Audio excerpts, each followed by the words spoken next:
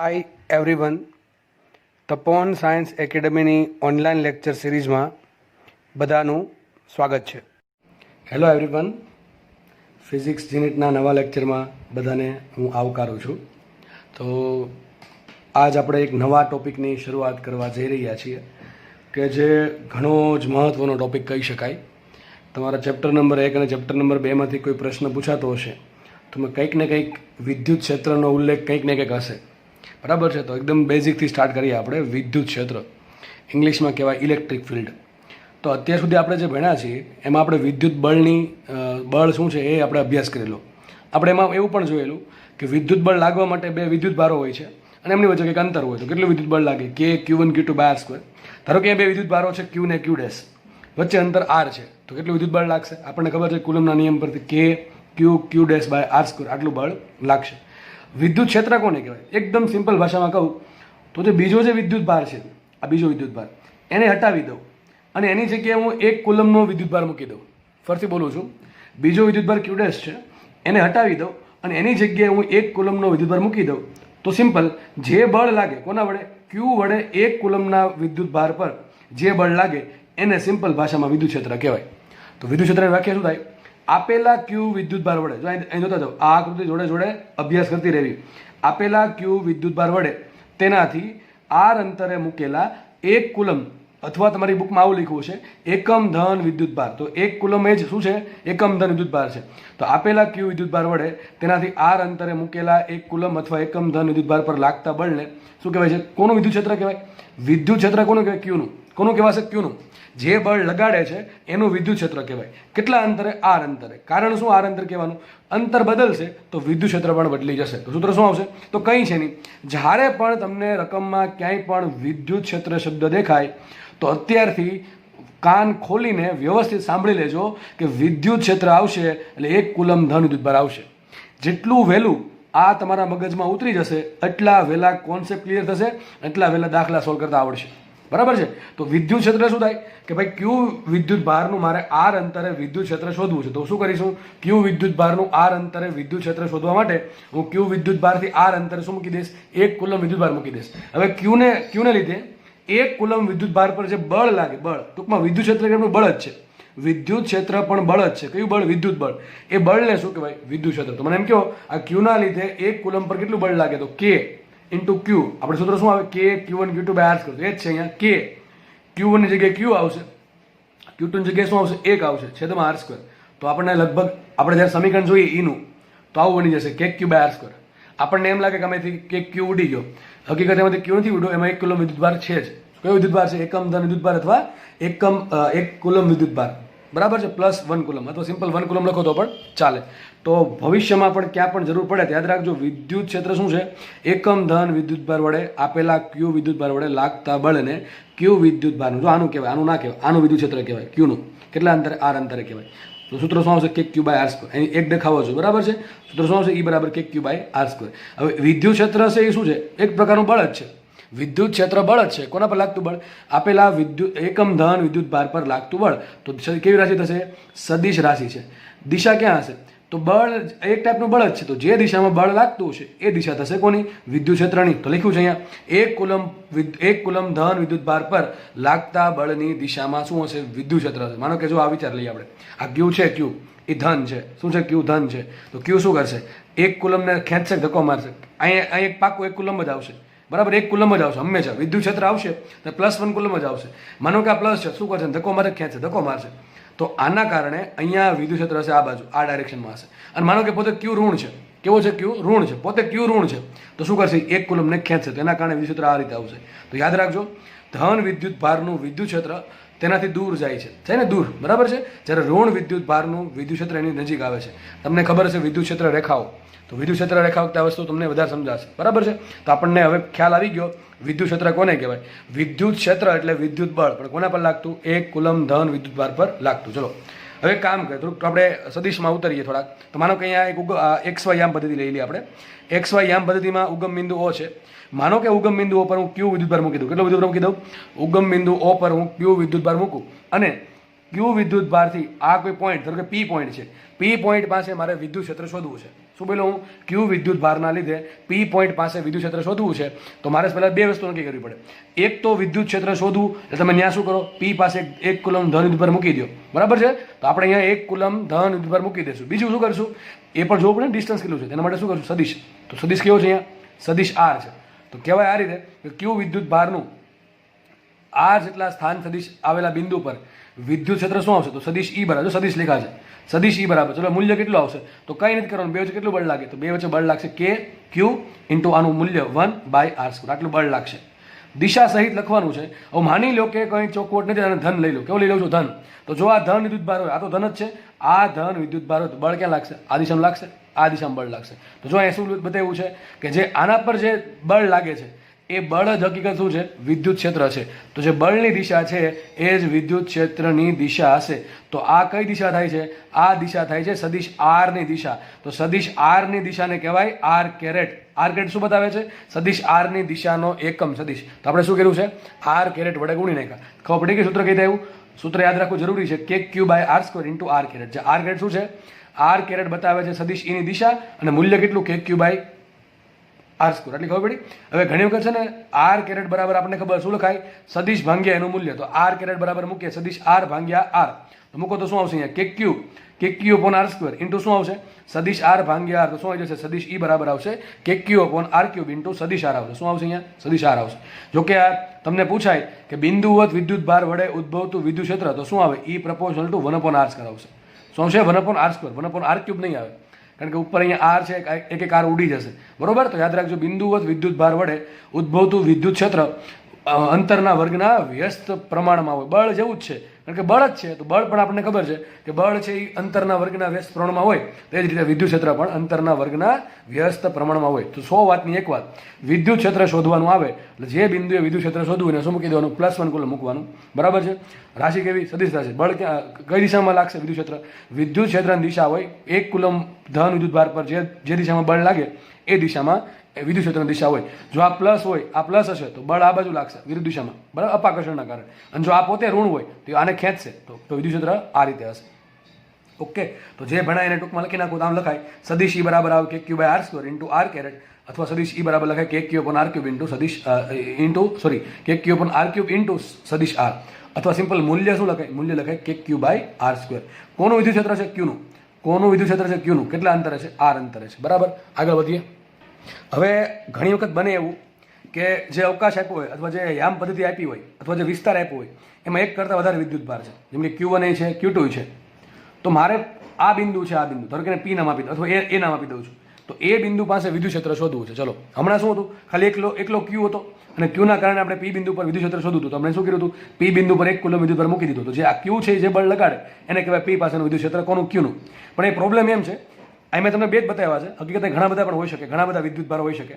તો એક કામ કરવાનું, પહેલાં આપણે ખાલી એકના કારણે કેટલું મળે એ શોધવાનું, બરાબર છે. આને કહેવાય સંતાપપણાનો સિદ્ધાંત. શું કહેવાય, સંપાતપણાનો, સુપરપોઝિશન થિયરમ ઓફ સુપરપોઝિશન, અથવા સુપરપોઝિશન થિયરમ. સુપરપોઝિશન થિયરમમાં શું કરવાનું, બીજા બધા ભૂલી જવાના. એકને કારણે અહીંયા કેટલું વિદ્યુત ક્ષેત્ર ઉત્પન્ન થાય એ ગણવાનું, પછી બીજાના કારણે કેટલું ઉત્પન્ન થાય ગણવાનું, ત્રીજો આપ્યો ત્રીજાના કારણે કેટલું ઉત્પન્ન થાય આ બિંદુ પછી એ શોધવાનું. એ પ્રમાણે ડોટ ડોટ ડોટ એનના કારણે, એનમાં જે વિદ્યુત ભાર હોય, ધારો કે Qn છે, એનો સદિશ Rn છે, બરાબર છે. તો Qnના કારણે આ બિંદુ પર કેટલું વિદ્યુત ક્ષેત્ર ઉત્પન્ન થાય એ બધાનું અલગ અલગ શોધવાનું. પછી શું કરવાનું, એનો સદિશ સરવાળો કરી દેવાનો. તો તમને શું મળશે, આ બધા અલગ અલગ વિદ્યુત ભારોના કારણે P બિંદુ અથવા એ બિંદુ પાસે વિદ્યુત ક્ષેત્ર મળી જશે. તો ચલો આપણે કામ કરીએ. Q1ના કારણે અહીંયા મારે વિદ્યુત ક્ષેત્ર શોધવું છે. હવે Q1 છે એ ઉગમ બિંદુ પર નથી, Q1 નો સ્થાન સદિશ R1 છે, અને આ જે બિંદુ છે એનો સ્થાન સદિશ R છે. શું છે, સદિશ R. તો ચલો બે વચ્ચે કેટલું અંતર, આટલું અંતર થાય ને. આવી થિયરી આપણે ભણ્યા હતા, ક્યાં, કુલમના નિયમનું સદિશ સ્વરૂપ, ને તમને આવું ભણાવ્યું હતું મેં, બરાબર છે. આ R1 હતું, આ R2 હતું, આ ડેલ્ટા R હતું. તો સેમ વસ્તુ અહીંયા આવશે. ચલો, તો 1 કુલમ વિદ્યુત ભાર પર કેટલું બળ લાગે, તમને આવું શીખવાડેલું છે કે Q1 વિદ્યુત ભાર હોય, એનો સ્થાન સદિશ R1 હોય, અહીંયા Q2 વિદ્યુત ભાર હોય, એનો સ્થાન સદિશ R2 હોય, કેટલું બળ લાગશે તમને શીખવાડેલું છે કે Q1 Q2 છેદમાં માનાંકમાં R1 - R2 નો ઘન ઇન્ટુ સદિશમાં સદિશ R1 - સદિશ R2. આ શું મળે તમને, પહેલા વિદ્યુત ભાર પર બીજા વિદ્યુત ભારના કારણે લાગતું બળ. આ સૂત્ર પરથી મળે છે. તો બસ બળ જ છે, પણ એ ફરક શું પડશે, જે Q2 છે એની જગ્યાએ શું આવશે, +1 કુલમ આવશે. તો વિચારો, આટલું ખાલી વિચારો કે આજે જેના પર બળ શોધવાનું છે એનો સ્થાન સદિશ R છે, જે બળ લગાડે છે એનો સ્થાન સદિશ R1 છે તો આ શું બનશે? આ શું બને વિચારો? આ શું બનશે? ડાયરેક્શન ધારો કે આ પ્રમાણે સામું કોણ આવશે? તો અહીંયા આવશે R માઇનસ R1. શું આવશે? આ R માઇનસ R1. જો આમ જાય છે R1 આમ જાય છે, R આમ આ શોધવાનું છે, R2 આમ આમ જાય છે, બરાબર છે? R1 આમ જાય છે, આ R આમ જાય છે, તો આ સામું આવે કે ન આવે? કોણ સામું આવશે? આમ ગયા સામું કોણ આવ્યું? R આવ્યું. તો R મોટું હોય તો આ શું આવશે? R minus R1. તો આપણે સૂત્ર ખબર છે, સૂત્ર શું આવશે? એમ માનો બળ જ છે, તો આના કારણે કેટલું બળ લાગશે સદિશ સ્વરૂપે? તો K Q1 ઇન્ટુ આનું મૂલ્ય 1 છેદમાં શું આવશે? માનાંકમાં બંને વચ્ચે અંતરનો ઘન, તો અંતર છે સદિશ R1 માઇનસ સદિશ R2 નો ઘન ઇન્ટુ શું આવશે? સદિશ R માઇનસ R1. શું આવશે? R minus R1. ચલો આ તો પહેલા આ Q1 ના કારણે અહીંયા આટલું વિદ્યુત ક્ષેત્ર હશે. આ Q2 છે, ચલો Q2 ના કારણે કેટલું હોય? તો Q2 સાથે શું છે? Q2 નો સ્થાન સદિશ શું છે? સદિશ R2. તો અહીંયા પણ આપણે દિશા ધારો કે આ બાજુ જાય છે તો લઈ લઈએ. આ શું આવશે? તો આ ટ્રાયંગલ જુઓ હવે, સદિશ R આમ જાય છે, સદિશ R2 આમ જાય છે, આ દિશા આમ જાય છે, તો આ શું આવશે? R મોટો થાય તો અહીંયા આવશે R માઇનસ R2. તો શું આવશે બળ? તો K Q2 ઇન્ટુ આનું મૂલ્ય 1 છેદમાં શું આવશે? અંતર R માઇનસ R2 નો ઘન ઇન્ટુ સદિશ R માઇનસ સદિશ R2.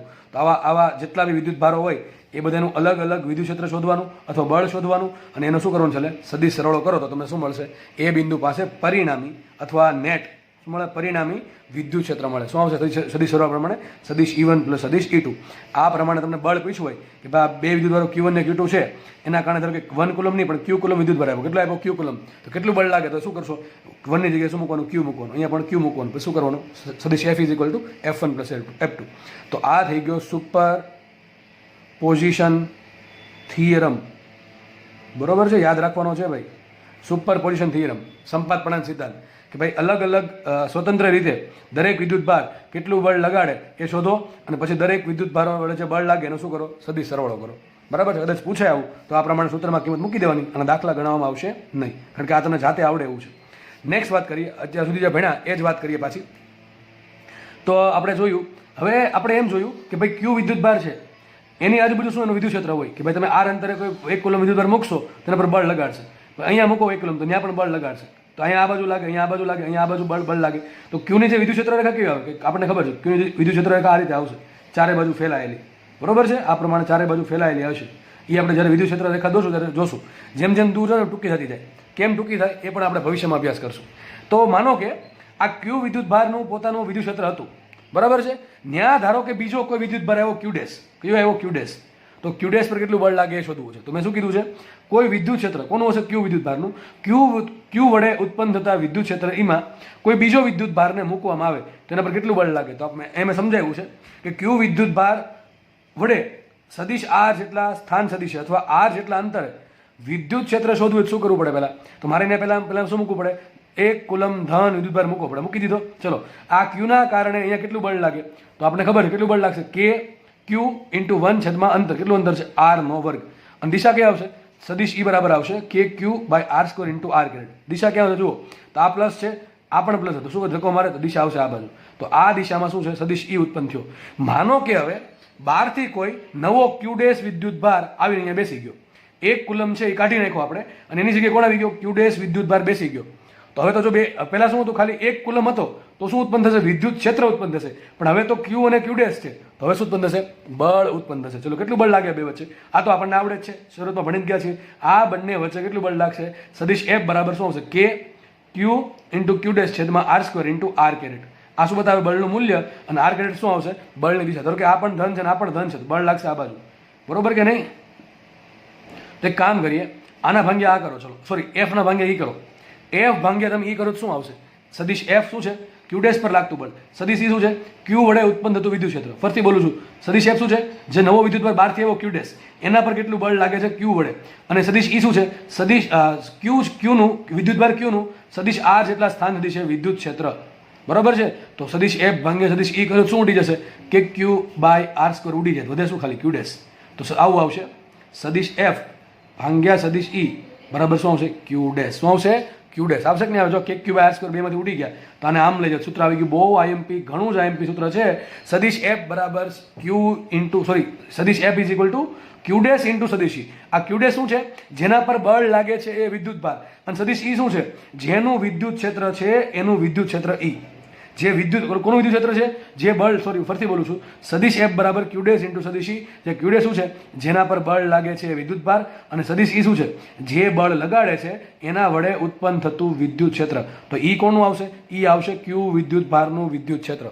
તો બહુ મહત્વનું સૂત્ર તમને લખ્યું હોય, સદિશ F બરાબર QE. સૂત્ર ગમે એમ કરીને છે ને યાદ રાખો, ઊંઘમાંથી ઉઠાડીને પૂછે ને તો આવડવું જોઈએ, એટલું આ કામનું સૂત્ર છે. આ જો નહીં આવડે તો આગળ ઘણી બધી તકલીફ પડવાની છે તમને. પણ એકદમ સિમ્પલ સૂત્રમાં કંઈ ખતરનાક એવું કંઈ છે નહીં, એ યાદ ન રહે. સદિશ F બરાબર શું હોય? QE. Q શું છે? જેના પર બળ લાગે છે. અને સદિશ E શું છે? સદિશ E છે જેના વડે બળ લાગે છે એ વિદ્યુત ભારનું વિદ્યુત ક્ષેત્ર. આપણા કેસમાં અહીંયા Q ડેશ શું છે? જેના પર બળ લાગે છે એ Q ડેશ વિદ્યુત ભાર. અને E શું છે? E છે Q વિદ્યુત ભાર વડે જે બળ લાગે છે એનું વિદ્યુત ક્ષેત્ર. ઓકે, તો જો હવે ખાસ સમજો, F બરાબર શું આવે? QE આવે. F બરાબર આવશે QE. માનો કે આ વિદ્યુત ભાર ધન છે, આ કેવો છે? ધન છે, અને આ ધન છે. તેના પર બળ ક્યાં લાગશે? વિચારો. આ પણ માનો કે આ ધન જ છે, આ ધન છે, તો આના પર બળ ક્યાં લાગે? આ બાજુ લાગશે, ધક્કો મારશે એટલે. પણ એ દિશામાં તો વિદ્યુત ક્ષેત્ર છે. તો યાદ રાખો, ધન વિદ્યુત ભાર જો અહીંયા મૂકવામાં આવે, ધન વિદ્યુત ભાર મૂકવામાં આવે તો બળ ક્યાં લાગે? વિદ્યુત ક્ષેત્રની દિશામાં. પણ માનો કે ઋણ હોય શું થાય? ઋણ હોય તો બળ ક્યાં લાગશે? બળ લાગશે આ બાજુ. વિદ્યુત ક્ષેત્ર તો આ બાજુ જ છે. કેમ વિદ્યુત ક્ષેત્ર એ બાજુ છે? અરે વિદ્યુત ક્ષેત્ર મૂકવા માટે, શોધવા માટે તમારે શું મૂકવાનું? +1 કુલમ વિદ્યુત ભાર મૂકી દેવાનું. તો +1 મૂકશો, આ તો પ્લસ આપણે ધાર્યો છે, અને આ +1 મૂકો, બળ હંમેશા આ બાજુ જ લાગવાનું છે. કોના પર? +1 કુલમ. તો વિદ્યુત ક્ષેત્ર આ બાજુ ફિક્સ થઈ ગયું. આનું અહીંયા વિદ્યુત ક્ષેત્ર આ બાજુ છે. તમે ગમે એ પદાર્થ મૂકો, આને કંઈ ફરક પડે નહીં. માનો કે તમે પ્લસ Q મૂકો તો બળ ક્યાં લાગશે? આ બાજુ જ લાગશે. તો સાબિત શું થયું? જો ધન વિદ્યુત ભાર મૂકવામાં આવે તો બળ લાગે વિદ્યુત ક્ષેત્રની દિશામાં, અથવા જો -Q મૂકવામાં આવે તો બળ ક્યાં લાગશે? બળ લાગશે વિદ્યુત ક્ષેત્રની વિરુદ્ધ દિશામાં, કારણ કે વિદ્યુત ક્ષેત્ર આ બાજુ છે, બળ લાગશે આ બાજુ. ઓકે, તો બહુ મહત્વનું સેન્ટેન્સ, ઘણું જ IMP સેન્ટેન્સ. ભાઈ આ નહીં આવડે તો તકલીફનો પાર નથી આગળ જઈને. યાદ રાખજો મારા શબ્દો, હું બહુ હકીકત ઘણું સિરિયસલી કહું છું કે 3 મુદ્દા ઘણા ઇઝી છે, પણ યાદ રાખવા એટલા જ જરૂરી છે. તો પહેલું સૂત્ર શું આવ્યું? સદિશ F બરાબર QE. બીજું સૂત્ર, બીજું પોઈન્ટ, ધન વિદ્યુત ભાર પર સદિશ E, ફરીથી બોલું છું, ધન વિદ્યુત ભાર પર બળ ક્યાં લાગે? સદિશ E એટલે કે વિદ્યુત ક્ષેત્રની દિશામાં બળ લાગે, અને ઋણ વિદ્યુત ભાર પર સદિશ E ની વિરુદ્ધ દિશામાં બળ લાગે. તો મને એમ કહો, માનો કે અહીંયા વિદ્યુત ભાર મૂકો મેં Q, બરાબર છે, એનું કંઈક વિદ્યુત ક્ષેત્ર કેટલું, કઈ દિશામાં છે? તો +1 મૂકી દો, આ બાજુ હશે. આ ઇલેક્ટ્રોન મૂકો, ઇલેક્ટ્રોન, તો બળ ક્યાં લાગે? વિદ્યુત ક્ષેત્ર. ઇલેક્ટ્રોન કેવો? ઋણ છે કે ધન છે? ઋણ છે, તો બળ ક્યાં લાગે? વિદ્યુત ક્ષેત્રની વિરુદ્ધ દિશામાં, એટલે આ બાજુ લાગશે. આ પ્રોટોન મૂકો તો પ્રોટોન, તો બળ આ બાજુ લાગશે પ્રોટોન પર. બરાબર. 100 વાતની એક વાત, ધન વિદ્યુત ભાર મૂકો તો ધન વિદ્યુત ભાર પર જેના વડે વિદ્યુત ક્ષેત્ર ઉત્પન્ન થાય છે એ વિદ્યુત ક્ષેત્રની દિશામાં બળ લગાડશે, અને ઋણ વિદ્યુત ભાર પર ક્યાં બળ લાગશે? વિદ્યુત ક્ષેત્રની વિરુદ્ધ દિશામાં. આટલી વાત ક્લિયર થઈ જવી જોઈએ. 3 સૂત્ર, સદિશ F બરાબર QE, 3 મુદ્દા, સદિશ F બરાબર QE. બીજો મુદ્દો, જે દિશામાં ધન વિદ્યુત ભાર મૂકો, જો ધન વિદ્યુત ભાર મૂકશો તો વિદ્યુત ક્ષેત્રની દિશામાં બળ લાગશે, જો ઋણ વિદ્યુત ભાર મૂકો તો વિદ્યુત ક્ષેત્રની વિરુદ્ધ દિશામાં બળ લાગશે. આપણે સાબિત કર્યું. એ જ વસ્તુ જો મેં સમજાવવાનો પ્રયત્ન કર્યો છે. પહેલાં એક કામ કરીએ, +Q વિદ્યુત ભાર, કેવો વિદ્યુત ભાર છે? +Q. એના કારણે મારે આ પોઈન્ટ પર વિદ્યુત ક્ષેત્ર શોધવું છે. તો હું શું કરીશ ને, +1 કુલમ મૂકી દઈશ. હવે આ પ્લસ છે, આ તો ફરજિયાત +1 કુલમ જ મૂકવાનો. તો આ શું કરે? ધક્કો મારે, ખેંચે આને. આ +Q છે એ +1 કુલમ શું કરે? ધક્કો મારે. તો આના કારણે આ પોઈન્ટ પર વિદ્યુત ક્ષેત્ર આ દિશામાં છે. આટલી ખબર પડી? આ +Q વિદ્યુત ભારના કારણે આ બિંદુ જે છે એ બિંદુ પર વિદ્યુત ક્ષેત્ર આ બાજુ છે, ફિક્સ થઈ ગયું. વિદ્યુત ક્ષેત્રની દિશા બદલશે નહીં. બરાબર છે? માનો કે હવે આ પોઈન્ટ પર છે ને તમે +Q ડેશ વિદ્યુત ભાર મૂકો. કેટલો મૂકો? +Q ડેશ વિદ્યુત ભાર, અથવા પ્રોટોન મૂકો. શું મૂકો છે? પ્રોટોન મૂકો છે. તો પ્રોટોન પર ક્યાં બળ લાગે? સીધી વાત, હમણાં શું સમજાવ્યું હતું કે ધન વિદ્યુત ભાર પર બળ ક્યાં લાગે? વિદ્યુત ક્ષેત્રની દિશામાં. વિદ્યુત ક્ષેત્ર આ બાજુ છે તો બળ ક્યાં લાગશે? એ દિશામાં લાગશે. આમે ખબર પડી જાય. આ તમે પ્રોટોન મૂકીને જુઓ. શું મૂકીને જુઓ? પ્રોટોન. ચલો, આ ધન બળ ક્યાં લાગે? આ બાજુ. ધેટ મીન્સ કયા દિશામાં લાગશે? વિદ્યુત ક્ષેત્રની દિશામાં. માનો કે તમે આ પોઈન્ટ પર ઇલેક્ટ્રોન મૂકીને જુઓ. શું મૂકીને જુઓ? ઇલેક્ટ્રોન મૂકશો તો ઇલેક્ટ્રોન કેવો છે? ઋણ. આ કેવો છે? ધન. તો શું કરે? ખેંચે, તો બળ ક્યાં લાગશે? વિદ્યુત ક્ષેત્રની વિરુદ્ધ દિશામાં. તો જો બતાવ્યું છે, ઇલેક્ટ્રોન મૂકશો આ પોઈન્ટ પર, ઇલેક્ટ્રોન, તો બળ લાગશે આ દિશામાં.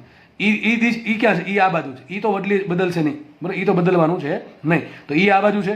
તો આપણે શું બોલ્યા હતા હમણાં કે ઋણ વિદ્યુત ભાર પર વિદ્યુત ક્ષેત્રની વિરુદ્ધ દિશામાં બળ લાગે, અને ધન વિદ્યુત ભાર પર વિદ્યુત ક્ષેત્રની દિશામાં બળ લાગે. ચલો, માનો કે જે વિદ્યુત ક્ષેત્ર ઉત્પન્ન કરે છે એ વિદ્યુત ભાર અહીંયા ધન હતો, પણ ધારો કે ઋણ છે. ચલો, તો આની દિશા ક્યાં આવશે? વિદ્યુત ક્ષેત્ર. વિચારો, ઋણ વિદ્યુત ભારના કારણે વિદ્યુત ક્ષેત્રની દિશા ક્યાં આવે? કઈ ચિંતા કરવાની નહીં. માનો કે આ ઋણ વિદ્યુત ભાર Q છે, -Q. એના કારણે મારે આ પોઈન્ટ પર વિદ્યુત ક્ષેત્ર શોધવું છે. શું કરીશ ને, હું +1 કુલમ મૂકીશ. જો ભાઈ +1 કુલમ મૂકવાનો છે, ફરજિયાત છે. બરાબર છે? આ +Q એક -Q કંઈ લેવા દેવા નથી. જો -Q છે, બરાબર છે, મારે આ બિંદુ પર શું શોધવું છે? મારે એનું વિદ્યુત ક્ષેત્ર શોધવું છે. મેં શું કર્યું? ત્યાં +1 કુલમ મૂકી દો. ચલો, આ -Q છે એ +1 કુલમ પર ક્યાં બળ લગાડે? ખેંચક, ધક્કો મારે, ખેંચશે. તો -Q નું વિદ્યુત ક્ષેત્ર ક્યાં આવશે? આ બાજુ આવશે. જો અહીંયા ઊંધું હતું, અહીંયા બહાર હતું પણ અહીંયા અંદર આવે છે, કારણ શું? માઇનસ ક્યુ છે એટલા માટે. ઓકે, હવે માનો કે તો આપણે સાબિત શું થયું? ઋણ વિદ્યુત ભાર વડે ઉદ્ભવતું વિદ્યુત ક્ષેત્રની દિશા ક્યાં હશે? એની તરફ હશે. અને ધન વિદ્યુત ભાર વડે ઉદ્ભવતા વિદ્યુત ક્ષેત્રની દિશા ક્યાં હશે? એનાથી દૂર હશે. બરાબર? એ કંઈ ગોખવાની વાત નથી. +1 કુલમ મૂકી જવાનું. ચલો, માનો કે આ પોઈન્ટ પર હું પ્લસ પ્રોટોન મૂકું છું. મૂકું છું ધન વિદ્યુત ભાર અથવા પ્રોટોન મૂકું છું, તો શું કરે? માઇનસ એ પ્રોટોનને ખેંચે. તો એ જ સાબિત થયું કે જે દિશા, જો તમે બિંદુ પર ધન વિદ્યુત ભાર મૂકશો તો જે દિશામાં વિદ્યુત ક્ષેત્ર છે એ દિશામાં બળ લાગશે. બરાબર છે? અને જો અહીંયા ઇલેક્ટ્રોન મૂકવામાં આવે તો આ તો ઋણ છે, ઇલેક્ટ્રોન પોતે પણ ઋણ, તો બળ ક્યાં લાગે? આ બાજુ લાગે. તો વિદ્યુત ક્ષેત્ર ક્યાં છે? વિદ્યુત ક્ષેત્ર એની તરફ છે, બળ લાગશે વિરુદ્ધ દિશામાં. તો 100 વાતની એક વાત સાબિત થયું કે ધન વિદ્યુત ભાર પર બળ ક્યાં લાગે? ઈની દિશામાં. અને ઋણ વિદ્યુત ભાર પર બળ ક્યાં લાગશે? ઋણ વિદ્યુત ભાર પર ઈની વિરુદ્ધ દિશામાં. ક્યાં લાગશે? ઈની વિરુદ્ધ દિશામાં. સમજ પડી કે ન પડી? તો લખ્યું છેલ્લે જો, ધન વિદ્યુત ભાર પર ક્યાં બળ લાગે? ઈની દિશામાં લાગે. બળ કેટલું લાગશે? બળ લાગશે F બરાબર QE. હમણાં સૂત્ર આવ્યું હતું સદિશ F બરાબર QE, એ જ મૂક્યું છે, પણ ખાલી મૂલ્ય લઉં છું. મૂલ્ય શું આવશે? F બરાબર QE. ઋણ વિદ્યુત ભાર પર બળ ક્યાં લાગે? વિદ્યુત ક્ષેત્રની વિરુદ્ધ દિશામાં. અને મૂલ્ય કેટલું આવશે? F બરાબર QE. જો મૂલ્ય કહું છું, મૂલ્ય તો QE જ રહેવાનું છે. ઓકે, શું રહેશે? મૂલ્ય QE રહેશે. બરાબર? આટલી વાત ખબર પડી ગઈ આપણને. જો તો છેલ્લે શું નિષ્કર્ષ નીકળે? જો કે ભાઈ કોઈ વિદ્યુત ભાર છે, ધન છે, તો બળ લાગશે વિદ્યુત ક્ષેત્રની દિશામાં, ઋણ છે તો વિરુદ્ધ દિશામાં. 100 વાતની એક વાત, બસ મગજમાં બેસી જવું જોઈએ. એટલી વખત હું બોલું છું, તમને ધવત મગજમાં બેસી જવું જોઈએ. બરાબર છે? થોડોક આગળ થિયરી ભણીએ. હવે જુઓ, જો કોઈ ક્યુ વિદ્યુત ભાર કોઈ બીજા વિદ્યુત ભારના વિદ્યુત ક્ષેત્રમાં પ્રવેશે ત્યારે તેના પર લાગતું બળ. માનો કે તમને કહી દઉં કે માનો કે કોઈ વિસ્તાર છે કે એમાં આ પ્રમાણે વિદ્યુત ક્ષેત્ર ઉત્પન્ન થાય છે, આ પ્રમાણે વિદ્યુત ક્ષેત્ર ઉત્પન્ન થાય છે. જો આ રીતનું વિદ્યુત ક્ષેત્ર હોય કે જેમાં વિદ્યુત ક્ષેત્ર રેખાઓ કેવી હોય? એકબીજાને સમાંતર અને એક જ દિશામાં હોય. બરાબર છે? તો આવા વિદ્યુત ક્ષેત્રને કહેવાય સમાન વિદ્યુત ક્ષેત્ર. શું કહેવાય? સમાન વિદ્યુત ક્ષેત્ર. પણ વિદ્યુત ક્ષેત્ર રેખા સપોઝ આ પ્રમાણે છે, બરાબર? આ પ્રમાણે સપોઝ આ રીતે છે, તો આને શું કહેવાય? શું બધી રેખાઓ વચ્ચે ગેપ સરખો છે? ગેપ નથી. બરોબર છે? તો આને કહેવાય અસમાન વિદ્યુત ક્ષેત્ર. જોઈને ખબર પડી જાય. જેમાં વિદ્યુત ક્ષેત્ર રેખાઓ એકબીજાને સમાંતર છે, બરોબર છે, એકબીજાને સમાંતર છે અને સરખા ડિસ્ટન્સ પર આવેલી છે, આ ડિસ્ટન્સ સરખું રહેતું હોય, એવા વિદ્યુત ક્ષેત્રને કહેવાય સમાન વિદ્યુત ક્ષેત્ર. બરોબર છે? સમાન વિદ્યુત ક્ષેત્રનું વિતરણ. અને આને શું કહેશું? અસમાન વિદ્યુત ક્ષેત્ર. માનો કે કોઈ વિદ્યુત ભાર છે, આ કોઈ વિદ્યુત ક્ષેત્ર E છે, આ કોઈ વડે ઉત્પન્ન થાય છે. હકીકત કોના વડે ઉત્પન્ન થાય એ ભવિષ્યમાં ખબર પડશે. શું બિંદુવત વિદ્યુત ભાર વડે આ ટાઈપનું વિદ્યુત ક્ષેત્ર ઉત્પન્ન થઈ શકે કે નહીં? એના માટે તમારે આગળના લેક્ચર જોવા પડશે ભવિષ્યમાં. બરાબર? અત્યારે આપણે માની લો કે આ ટાઈપનું વિદ્યુત ક્ષેત્ર હોય એને કહેવાય સમાન વિદ્યુત ક્ષેત્ર, અને આ ટાઈપનું હોય, બરાબર, એને કહેવાય અસમાન વિદ્યુત ક્ષેત્ર. માનો કે કોઈ વિદ્યુત ભાર છે, આમાં પ્રવેશો, ક્યુ વિદ્યુત ભાર છે, આમાં પ્રવેશો, તો શું લાગશે? બળ લાગે કે ન લાગે? બળ લાગે. કેટલું બળ લાગે? F બરાબર QE બળ લાગશે. શું લાગે? F બરાબર QE. જો લખ્યું છે, જો કોઈ વિદ્યુત ભાર Q કોઈ બીજા વિદ્યુત ભાર કાઢી નાખું છું, જો કોઈ વિદ્યુત ભાર Q કોઈ બીજા વિદ્યુત ક્ષેત્રમાં પ્રવેશે અથવા કોઈ વિદ્યુત ક્ષેત્રમાં પ્રવેશે તો ત્યારે તેના પર કેટલું બળ લાગે? હમણાં સમજાયા પ્રમાણે કેટલું બળ લાગશે? F બરાબર QE. હવે જો Q તો અચળ હોય, જે પ્રવેશે ભાઈ વિદ્યુત ભાર થોડો ઘટવાનો છે, Q તો અચળ જ હોય. બરાબર છે? જેમ દળ અચળ હોય એમ Q પણ અચળ હોય. માનો કે E પણ અચળ છે. E કેવું છે? અચળ છે. આ જો આને E અચળ કહેવાય, આ જે E છે અચળ કહેવાય, પણ આ E અચળ કહેવાય નહીં. તો માનો કે કોઈ Q વિદ્યુત ભાર છે એ કોઈ વિદ્યુત ક્ષેત્રમાં પ્રવેશો તો કેટલું બળ લાગશે? F બરાબર QE બળ લાગશે. હવે જો E અચળ હોય તો F પણ અચળ થઈ જાય. સીધી વાત છે. Q તો અચળ જ છે, E પણ અચળ હોય તો શું થઈ જશે? બળ જે લાગે છે એના પર કેવું છે? અચળ બળ લાગશે. હવે બળ અચળ હોય તો પ્રવેગ અચળ હોય. કેમ? F બરાબર શું હોય? ma. આ તો હંમેશા સાચું જ પડશે ભાઈ. ન્યૂટનનો ગતિનો બીજો નિયમ ના આધારે જે સમીકરણ આવે છે, જો આ ન્યૂટનનો ગતિનો બીજો નિયમ નથી. ન્યૂટનનો ગતિનો બીજો નિયમ શું છે? F બરાબર delta P by delta T છે. તમને યાદ હોવું જોઈએ. આના પરથી આપણે આવે F બરાબર ma. ઓકે, તો ન્યૂટનનો ગતિના બીજા નિયમમાંથી જે સમીકરણ છે એ તો સાચું છે. બરાબર? શું? હંમેશા F બરાબર ma. ક્યારે? દળ અચળ હોય તો અને વેગ બદલતો હોય તો. બરાબર? આપણને ખબર છે કે કેમ આવું બોલું છું. દળ અચળ ન હોય અને વેગ અચળ, સૂત્ર શું આવશે? F બરાબર V into dm by dt. આ બધું તમારે યાદ રાખવાની જરૂર છે, મારે કોઈ રાખવાની જરૂર નથી. પણ તમને યાદ નથી રહેતું, મને યાદ રહી જાય છે, વાંધો છે. ઓકે, ઉલટું થાય છે. એટલે મહેનત કરો, વ્યવસ્થિત રિવિઝન કરો તો જ બધી ખબર પડશે. કદાચ કોઈક છે ને વ્યવસ્થિત મારા લેક્ચર ભરશો ને તો કોઈક ઊંઘમાંથી ઉઠાડીને દાખલો પૂછે ને તમને દાખલો આવડી જશે. એ ભલે 11મા ધોરણનો 12મા ધોરણનો હોય, પણ એના માટે એકદમ લેક્ચર એકદમ ક્રિસ્ટલ ક્લિયર રીતે જોયેલા હોવા જોઈએ. એ ગેરંટી છે આપણી. બરાબર? તમારે કોઈ પણનું જોઈ લેવું. મોસ્ટલી એમ તો જે ટ્યુશન છે એમાં પણ જોઈ લેવું. શું કરાવે? MCQ આપે, સોરી પેલા સૂત્ર કરાવી દે, થોડીક થિયરી સમજાવી દે અને વર્કશીટ આપી દે છે સીધી. 4-5 દાખલા કરાવીને ચેપ્ટર પૂરું. બીજું ચેપ્ટર ફરીથી પાછી એ જ વસ્તુ, થોડીક 2-3 થિયરી, પછી આખું સૂત્રની લિસ્ટ આપી દેશે, 20-25 સૂત્ર, પછી પાછા 10-15 દાખલા, ચેપ્ટર પૂરું. આપણે કંઈક થિયરીમાં ઘણી વખત 10-10 દાખલા થાય છે. તમારે આગળ જે બળની થિયરી છે એમાં ગણી લો કેટલા દાખલા ગણ્યા તમે. ઓકે, તો જે પીરસવામાં આવે છે એ વ્યવસ્થિત ભણવું. બાકી મને કોઈ શોખ નથી આ બધું કરવાનો. બરાબર છે? તમે આઈ થિંક આપણે બધા હોશિયાર છીએ. હું જે શું કહેવા માંગુ તમે સમજી ગયા છો. તો આગળ વધીએ આપણે કે જો Q તો અચળ છે, ઈ પણ જો અચળ હોય તો એફ કેવું થઈ જશે? અચળ થઈ જાય. હવે એફ બરાબર શું? એમ એ હોય, દળ તો અચળ જ છે, દળ અચળ, એફ અચળ, તો એ પણ કેવો થાય? અચળ. તો અહીંયા જે લાગશે પ્રવેગ કેવો લાગશે? અચળ પ્રવેગ લાગશે. તો આપણે કામ કરીએ, બળના બે સૂત્ર મળશે. યાદ રાખજો, બળના બે સૂત્ર. આ તો ખબર જ છે આપણને, એફ બરાબર એમ એ. કયું બળ લાગે? એફ બરાબર એમ એ. અને વિદ્યુત ક્ષેત્રના કારણે એક નવું બળ લાગશે, એફ બરાબર ક્યુઈ. કયું બળ લાગે? એફ બરાબર ક્યુઈ. પણ આ બળ ક્યારે લાગે? બે વસ્તુ હોવી જોઈએ, વિદ્યુત ભાર હોવો જોઈએ અને વિદ્યુત ક્ષેત્ર હોવું જોઈએ. જો બંનેમાંથી કોઈ પણ નહીં હોય તો બળ ઝીરો થશે. સમજ પડે કે ન પડે? માનો કે તમે એક તટસ્થ, માનો કે ન્યુટ્રોન છે, ચલો ન્યુટ્રોન જ લઈ લઈએ. ન્યુટ્રોન છે, વિદ્યુત ક્ષેત્રની અંદર પ્રવેશ કર્યો, ન્યુટ્રોને વિદ્યુત ક્ષેત્રની અંદર પ્રવેશ કર્યો, બળ લાગશે? બળ જ ન લાગે. કેમ? ન્યુટ્રોન પાસે વિદ્યુત ભાર જ નથી. પણ ઇલેક્ટ્રોન પ્રવેશ કરે તો બળ લાગશે, પ્રોટોન પ્રવેશ કરે તો બળ લાગશે, આલ્ફા પ્રવેશ કરે તો બળ લાગશે. પણ વિદ્યુત ભાર રહિત કણ કોઈ પણ કણ હશે તો બળ લાગશે નહીં. બીજું શું રિક્વાયરમેન્ટ છે? આની આજુબાજુ શું હોવું જોઈએ? વિદ્યુત ક્ષેત્ર હોવું જોઈએ. તો યાદ રાખજો, વિદ્યુત ક્ષેત્રના કારણે ક્યુ વિદ્યુત ભાર પર લાગતું બળ, એફ બરાબર શું હોય? ક્યુઈ. હવે આ તો લાગુ પડે છે. કોઈ પણ કણ હોય દળ તો હોવાનું જ. કોઈ પણ કણ હોય, નાનો મોટો કોઈ પણ કણ, ઇલેક્ટ્રોન હોય કે પછી સૂર્ય હોય, દરેક વસ્તુને દળ તો હોવાનું જ. તો દળના કારણે બળ લાગે, એફ બરાબર એમ એ. આ બે બળને સરખાવો, સાબિત શું થયું? એફ બરાબર એમ એ બરાબર ક્યુઈ. તો શું આવ્યું? એમ એ બરાબર ક્યુઈ. તો જો એફ અચળ હોય તો એ પણ અચળ. મેં કીધું એ પ્રમાણે ક્યુ તો અચળ હોય. જો ઈ અચળ છે તો એફ અચળ. જો એફ અચળ છે એમ તો અચળ જ હોય તો એ પણ અચળ થશે. જો એફ અચળ હોય તો એ પણ અચળ થશે. એટલે કે અચળ પ્રવેગી ગતિના સમીકરણોનો ઉપયોગ કરી શકાય આવા કેસમાં. કેવા કેસમાં? કે વિદ્યુત ભાર કોઈ ઈ જેટલા અચળ વિદ્યુત ક્ષેત્રમાં દાખલ થાય તો ત્યારે એના પર અચળ બળ લાગશે. અચળ બળના કારણે અચળ પ્રવેગ ઉત્પન્ન થશે. અને અચળ પ્રવેગના કારણે એમાં શું ઉત્પન્ન થશે? અચળ પ્રવેગી ગતિ. તો આપણે જે પણ ગતિ, જે પેલો પાર્ટિકલ છે, કણ, એ જે પણ ગતિ કરશે કેવી ગતિ હશે? અચળ પ્રવેગી ગતિ હશે. અને અચળ પ્રવેગી ગતિ હોય તો આપણે અચળ પ્રવેગી ગતિના સમીકરણ વાપરી શકશું. પહેલા અચળ પ્રવેગી ગતિના સમીકરણ છે કયા કયા છે? ડી બરાબર V zero T plus half at square, V square minus V zero square બરાબર 2AD, વી બરાબર વી જીરો પ્લસ 8. એમાં કયા પદ ડી શું બતાવે, ટી શું બતાવે એ જાણવું હોય તો ભાઈ ચોપડા ખોલવા, જૂના ઘણા બધું લખેલું છે એમાં, બરોબર. એક બે ચોપડા ભરાઈ ગયા છે આખી ગતિના, ચેપ્ટર નંબર 3 ને 4 ને ક્યારેક જોઈ લો કે આ બધું શું છે. ઓકે, તો હવે મારે જો એ મૂકવો પડે. શું મૂકવો પડે? એ મૂકવો પડે. આપણે કામ કરીએ. આપણે સાબિત શું કર્યું? એફ બરાબર એમ એ બરાબર ક્યુઈ. શું સાબિત કર્યું? એફ બરાબર એમ એ બરાબર ક્યુઈ. એમાંથી છે ને એને કરતા બનાવીએ. તો એમ એ બરાબર શું હોય? ક્યુઈ. એમ એ બરાબર ક્યુઈ હોય તો એ બરાબર શું હશે? ક્યુઈ બાય એમ. આઈએમપી સમીકરણ. આઈએમપી સમીકરણ ઘણી જગ્યાએ કામ આવશે.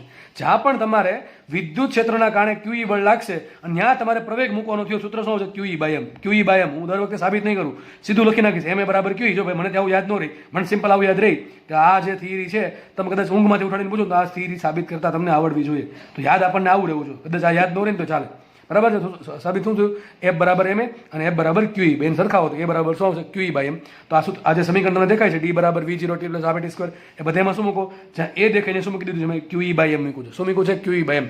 તો સમીકરણ આવશે ડી બરાબર V zero T plus half QE by M T square, V square minus V zero square બરાબર 2. એની જગ્યાએ મૂક્યું QE by M into D અને વી બરાબર V zero plus QE by M into T. આ અહીંયા પૂરું થઈ ગયું. પણ આ ક્યારે વાપરી શકાશે? જ્યારે ક્યુઈ અપોન એમ અચળ હોય તો. હવે ક્યુ તો અચળ, મોસ્ટલી ક્યુ અચળ જ હશે, એમ એ અચળ હોય, પણ વાંધો અહીંયા આવે ઈ છે ને, ઈ અચળ ન હોય ને તો સમીકરણ વપરાય નહીં. યાદ રાખજો, આ સમીકરણ ક્યારે સાચા? પ્રવેગ અચળ હોય તો. પ્રવેગ ક્યારે અચળ રહેશે? ઈ અચળ હોય તો. બરાબર? ઓકે, ચલો. તો અહીંયા આટલી વસ્તુ ખબર પડવી જોઈએ. આના આધારિત દાખલા મેક્સિમમ પૂછાય છે તમારી બોર્ડની એક્ઝામમાં, ગુજકેટની પરીક્ષામાં, જીની પરીક્ષા હોય કે નીટની પરીક્ષા હોય. આ જે પેજ છે ને, આ પેજ, એમાંથી લગભગ એક પ્રશ્ન તમારે કંઈક તો તમારા નસીબમાં હશે. નસીબમાં નહીં તો હું કહું છું ચોખ્ખું કે ભાઈ આ પેજમાંથી એકાદો પ્રશ્ન તો, આટલી બધી તમે એક્ઝામ આપશો બોર્ડની કે ગુજકેટની કે જીની કે નીટની, એમાંથી કંઈક તો ક્વેશ્ચન આ પેજમાંથી આવી જ જશે ભાગમાં. જેમ કે આ સમીકરણમાંથી પૂછી નાખે કે ભાઈ એક વિદ્યુત ભાર છે, બરાબર છે, એનો વેગ પ્રારંભિક વેગ આટલો છે, એ ઈ જેટલા વિદ્યુત ક્ષેત્રમાં દાખલ થાય છે, એનું દળ આટલું છે, એનો વિદ્યુત ભાર આટલો છે, બરોબર છે. તો અંતિમ આટલું અંતર કાપે ત્યારે અંતિમ વેગ શોધો. તો આપણે ડી આપ્યું છે, એ આપણને મળી જશે ક્યાંથી? ક્યુઈ બાય એમ પરથી. વી જીરો આપ્યા છે, વી મળે કે ન મળે? આરામથી મળે, બરાબર છે. તો દાખલા આવા આપણે ગણેલા છે, તો આમાં કંઈ તકલીફ પડવી જોઈએ નહીં. ખાલી એમાં ફરક ક્યાં પડશે? એ તમારે શોધવો પડશે. કેટલો હશે? ક્યુઈ બાય એમ. આગળ વધીએ. પ્રવેગની દિશા ક્યાં હશે? જે દિશામાં ઈ છે એ દિશામાં પ્રવેગ હોય. કેમ? જે દિશામાં ઈ છે એ દિશામાં એફ છે, જે દિશામાં એફ છે એ દિશામાં એ છે. ઓકે, તો પ્રવેગની દિશા હશે એની દિશામાં. અને સદિશ સ્વરૂપે લખવું હોય તો પણ તમને આવડવું જોઈએ, બરાબર? સદિશ સ્વરૂપે લખતા. ચલો આપણે દાખલો લઈએ. કલ કરે સો આજ કર, આજ કરે સો અબ. હમણાં કીધું એ પ્રમાણે દાખલા પૂછાય છે. ના, દાખલો પૂછાયેલ છે, ભવિષ્યમાં પણ હજી પૂછાશે આમાંથી કંઈક ના કંઈક દાખલા. શું કહે જુઓ, હું આખી રકમ પછી વાંચું, પહેલાં તમને સમજાવી દઉં. બે પ્લેટ છે, એક પ્લેટ ઋણ છે ને એક પ્લેટ ધન છે, બરોબર છે, બરાબર. હવે વચ્ચે છે ને ઇલેક્ટ્રોન છે. ઇલેક્ટ્રોનને નીચે મુક્ત પતન કરાવવાનું છે. અને એક વખત પ્રોટોન છે, પ્રોટોનને મુક્ત પતન કરાવવાનું છે. એક સમય લાગે કે ન લાગે? ઓકે, ચલો હવે ખબર પડશે આપણને. જુઓ, બે વિજાતીય વિદ્યુત ભારિત પ્લેટો, વિજાતીય એટલે કેવી? એક પ્લસ ને એક નેગેટિવ, એક પોઝિટિવ એક નેગેટિવ. તો બે વિજાતીય વિદ્યુત ભારિત પ્લેટો વચ્ચે ગુરુત્વ મુક્ત અવકાશ, આ શબ્દ જરૂરી છે. ગુરુત્વ મુક્ત એટલે શું થાય? ગુરુત્વ મુક્ત અવકાશ એટલે એવો અવકાશ કે જ્યાં એવો અવકાશ કે જ્યાં ગુરુત્વાકર્ષણ નથી અથવા જ્યાં ગુરુત્વીય પ્રવેગ નથી, ગુરુત્વીય પ્રવેગ 0 હોય એવા અવકાશને કહેવાય ગુરુત્વ મુક્ત અવકાશ. અથવા એમ કહી શકાય કે ભાઈ ગુરુત્વ મુક્ત અવકાશ તો બહુ અઘરું છે પૃથ્વી પર બનાવવું, પણ આપણે એવું વિચારી શકીએ કે એવો અવકાશ કે જ્યાં વિદ્યુત ક્ષેત્રના કારણે જે પ્રવેગ ઉત્પન્ન થાય છે ને એ ગુરુત્વ આપણે જી છે, ગુરુત્વ પ્રવેગ એના કરતાં ઘણો વધારે છે. વિદ્યુત ક્ષેત્રના કારણે આપણે ખબર કેવો પ્રવેગ ઉત્પન્ન થાય, હમણાં કીધું તમને, એ બરાબર QE/m. આની કિંમત બહુ વધારે છે કોના કરતાં? જી કરતાં. ત્યારે એવું માની શકીએ કે ભાઈ એની કમ્પેરિઝનમાં એ છે એ ઘણો નાનો છે, તો એ અવકાશને આપણે ગુરુત્વ મુક્ત અવકાશ લઈ શકીએ. તો રકમમાં છે બે વિજાતીય વિદ્યુત ભારિત પ્લેટો વચ્ચેના ગુરુત્વ મુક્ત અવકાશમાં આપણે અહીંયા જી બરાબર 0 લઈ લેશું. જી બરાબર ગુરુત્વ મુક્ત અવકાશમાં ઇલેક્ટ્રોન ડી જેટલું મુક્ત પતન પામે છે. પ્લેટો વડે ઉદ્ભવતું વિદ્યુત ક્ષેત્ર કેપિટલ E છે. પ્લેટોના સ્થાન બદલીને પ્રોટોનને પણ પ્લેટો વચ્ચેના વિદ્યુત ક્ષેત્રમાં આટલું જ મુક્ત પતન કરાવવા દેવામાં આવે છે. આ બંનેને મુક્ત પતન માટે લાગતો સમયગાળો TE અને TP છે, તો TE ભાગ્યા TP શોધો. અને આલ્ફા માટે સમય T આલ્ફા હોય તો T આલ્ફા બાય TP શોધો. બરાબર T આલ્ફા બાય TP શોધો. દાખલો લગભગ છે ને NEET 2019માં આ દાખલાનો અમુક ભાગ પૂછાયેલો હતો, સિમ્પલ ભાગ પૂછાયેલો હતો. દાખલો ગણશું તો તમને ખબર પડશે. શું કહે છે? જુઓ, બે પ્લેટ છે, એક પ્લેટ પોઝિટિવ છે અને એક પ્લેટ નેગેટિવ છે. તમારી પાસે ત્રણ કણ છે, એક તો ઇલેક્ટ્રોન છે, એક પ્રોટોન છે અને એક આલ્ફા છે. બરાબર છે? આલ્ફા પર પ્લસ જ કહેવાય ને, +2e. બરાબર છે? આપણે ખબર છે આલ્ફાનો વિદ્યુત ભાર કેટલો હોય? +2e. તો આપણે ઇલેક્ટ્રોનને પકડી રાખવાની, પણ આપણે ઇલેક્ટ્રોનની વાત કરીએ. ઇલેક્ટ્રોનને પકડીને મુક્ત કરી દેવાનો છે, નીચે પડશે. ક્યાં પડશે? નીચે. તો જ મુક્ત પતન કહેવાય. અને મુક્ત પતન પામે, જો લખ્યું છે મુક્ત પતન પામતો હોય તો પ્રારંભિક વેગ કેટલો હોય? 0 હોય. ત્રણેય માટે પ્રારંભિક વેગ 0 છે. વિચારો, મારે ઇલેક્ટ્રોન નીચે પાડવાનો છે. ઇલેક્ટ્રોનને માનો કે ઇલેક્ટ્રોન છે, અહીંયા ઇલેક્ટ્રોન છે, બરોબર છે? અહીંયા ઇલેક્ટ્રોન છે એક, એ નીચે પાડવાનો છે. નીચે પાડવો હોય તો નીચે પ્લેટ કેવી હોવી જોઈએ? ધન હોવી જોઈએ કે ઋણ હોવી જોઈએ? સીધી વાત છે, પોઝિટિવ જ હોવી જોઈએ, તો જ ઇલેક્ટ્રોન નીચે આવશે ને. કેમ? તમે અહીંયા ધન પ્લેટ મૂકો તો શું કરશે? ધન પ્લેટ છે અને ખેંચશે, નીચે આવશે. અને અહીંયા ઉપર કેવી પ્લેટ છે? ઋણ પ્લેટ છે, એ શું કરશે? ધક્કો મારશે નીચે. તો અલ્ટિમેટલી ઇલેક્ટ્રોન આવશે કે નીચે આવશે? શું અહીંયા ઇલેક્ટ્રોન ચાલે? અહીંયા ઇલેક્ટ્રોન મૂકું ચાલે? ન ચાલે. કેમ? જો ઇલેક્ટ્રોન નીચે ક્યારે પડે? આમાં તો ઉલટું થશે.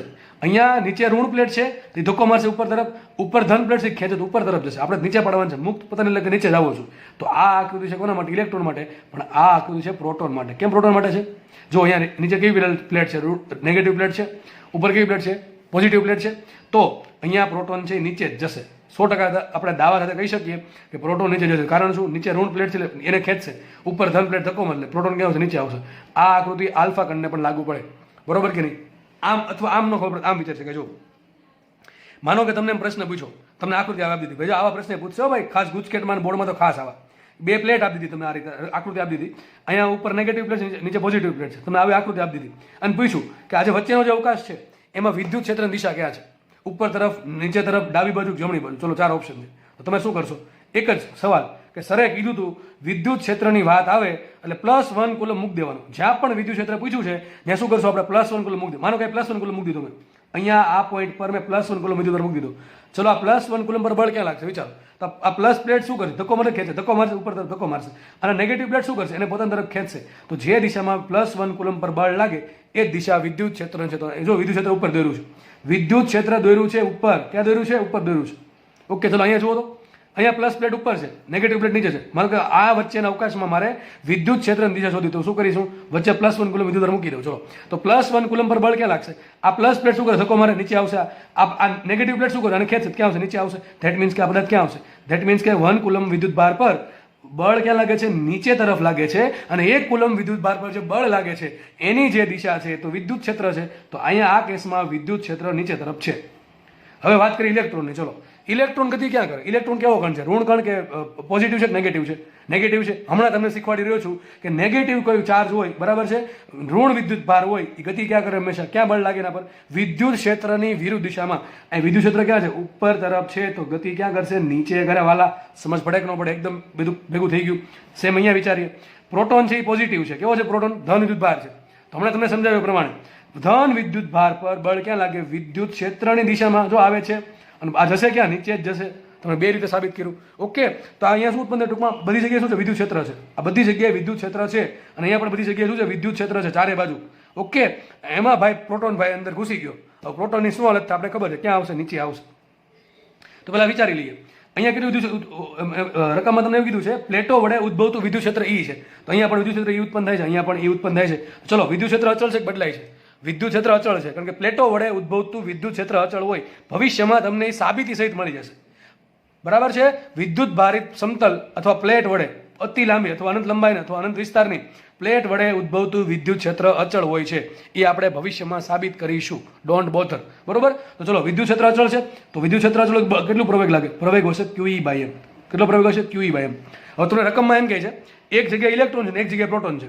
ઇલેક્ટ્રોનને તમે ડી અંતર કાપવા દીધો, ટૂંકમાં ઇલેક્ટ્રોન છે ને મુક્ત કર્યો અને ડી અંતર કાપે છે. એ જ પ્રમાણે પ્રોટોનને તમે મુક્ત કરો, એ પણ ડી અંતર કાપે છે. અને એ જ પ્રમાણે તમે આલ્ફા કણને મુક્ત કરો, એ પણ ડી અંતર કાપે છે.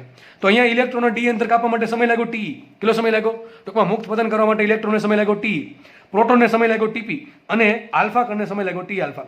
તમારે ત્રણનો સંબંધ શોધવાનો છે કે T કેટલા છે, TP કેટલા છે અને T આલ્ફા કેટલા. તો મળે કે ના મળે? અરે કેમ ન મળે સાહેબ? ગમે પણ શોધી નાખીએ આપણે. આ પ્રવેગ કેવો છે? અચળ પ્રવેગ. કેમ અચળ પ્રવેગ છે? Q અચળ રહી, E અચળ રહી, M અચળ. એટલે માટે કેવો છે? પ્રવેગ અચળ છે. અચળ પ્રવેગો તો આપણે શું કરી શકીએ? અચળ પ્રવેગી ગતિના સમીકરણ વાપરી શકીએ. ચલો, અચળ પ્રવેગી ગતિના કયું સમીકરણમાં આવશે? અંતરની વાત નથી કરી, સમયની વાત કરી છે. કે અંતરની વાત કરવાની છે? કોની વાત કરી? અંતરની વાત કરી છે કે વેગની વાત કરી છે? આમાં વેગ ક્યાં આવ્યો? ક્યાં વેગ આવ્યો જ નથી. શું આવ્યું? અંતર આવ્યું. ત્રણેયમાં અંતર કેવું છે? સરખું. આપણે સૂત્ર કેવું આવડશે? સૂત્ર એવું વાપરશું જેમાં અંતર આવતું હોય સમય આવતું હોય. એક જ સિમ્પલ સૂત્ર, D બરાબર V0T plus half AT square. આ તો બહુ આપણે ઘસી નાખવા બધી વસ્તુ. બરોબર છે? D બરાબર V0T plus half AT square. ચલો, V0 કેવા? 0 વાય મુક્ત પતન. આમાં કોઈને કંઈ કહેવાની જરૂર છે નહીં. સૂત્ર શું બની ગયું? D બરાબર હાફ AT સ્ક્વેર. સૂત્ર શું બની ગયું? D બરાબર હાફ AT સ્ક્વેર. તો મૂકીએ કિંમત. D બરાબર એમને રાખીએ, હાફ એમને રાખીએ. એ શું મૂકશો અહીંયા? એ જો પ્રવેગ નથી આપ્યો, તમને વિદ્યુત ક્ષેત્ર આપ્યું છે, તો વિદ્યુત ક્ષેત્રના કારણે ઉદ્ભવતો પ્રવેગ QE by M into T square. Okay, હવે તમારે જો કમ્પેર કરવાનું છે, TE બાય TP શોધવાનું છે, T આલ્ફા બાય TP શોધવાનું છે. તમને રકમમાં D આપી દે, Q આપી દે, Q તો જો કે આપ્યો જ છે, E આપી દે, M તો તમને ખબર જ છે, MP ને ME ને M આલ્ફા. તો T મળે કે ન મળે? T મળશે. તો તમને દાખલો કદાચ એમ પૂછી નાખે. જો હું તમને હજી એમના થોડાક સમય પછી કહીશ કે નીટમાં દાખલો કઈ રીતે પૂછાયેલો હતો, પણ સિમ્પલ તમને એમ પૂછા દાખલામાં કે કેટલું તમને D આપી દઉં, Q તો આ તમને કીધું પ્રોટોન છે, ઇલેક્ટ્રોન છે, આલ્ફા, તો Q મળી જશે. વિદ્યુત ક્ષેત્રની કિંમત આપી દઉં અને M તો તમને ખબર જ છે, ME કેટલા હોય, MP કેટલા હોય, M આલ્ફા કેટલા હોય. તો T મળે કે ના મળે? T મળે. તો આવો દાખલો પૂછવાની શક્યતા ખરી કે સમય કેટલો હશે. બરાબર? સમય સૂત્ર શું આવશે?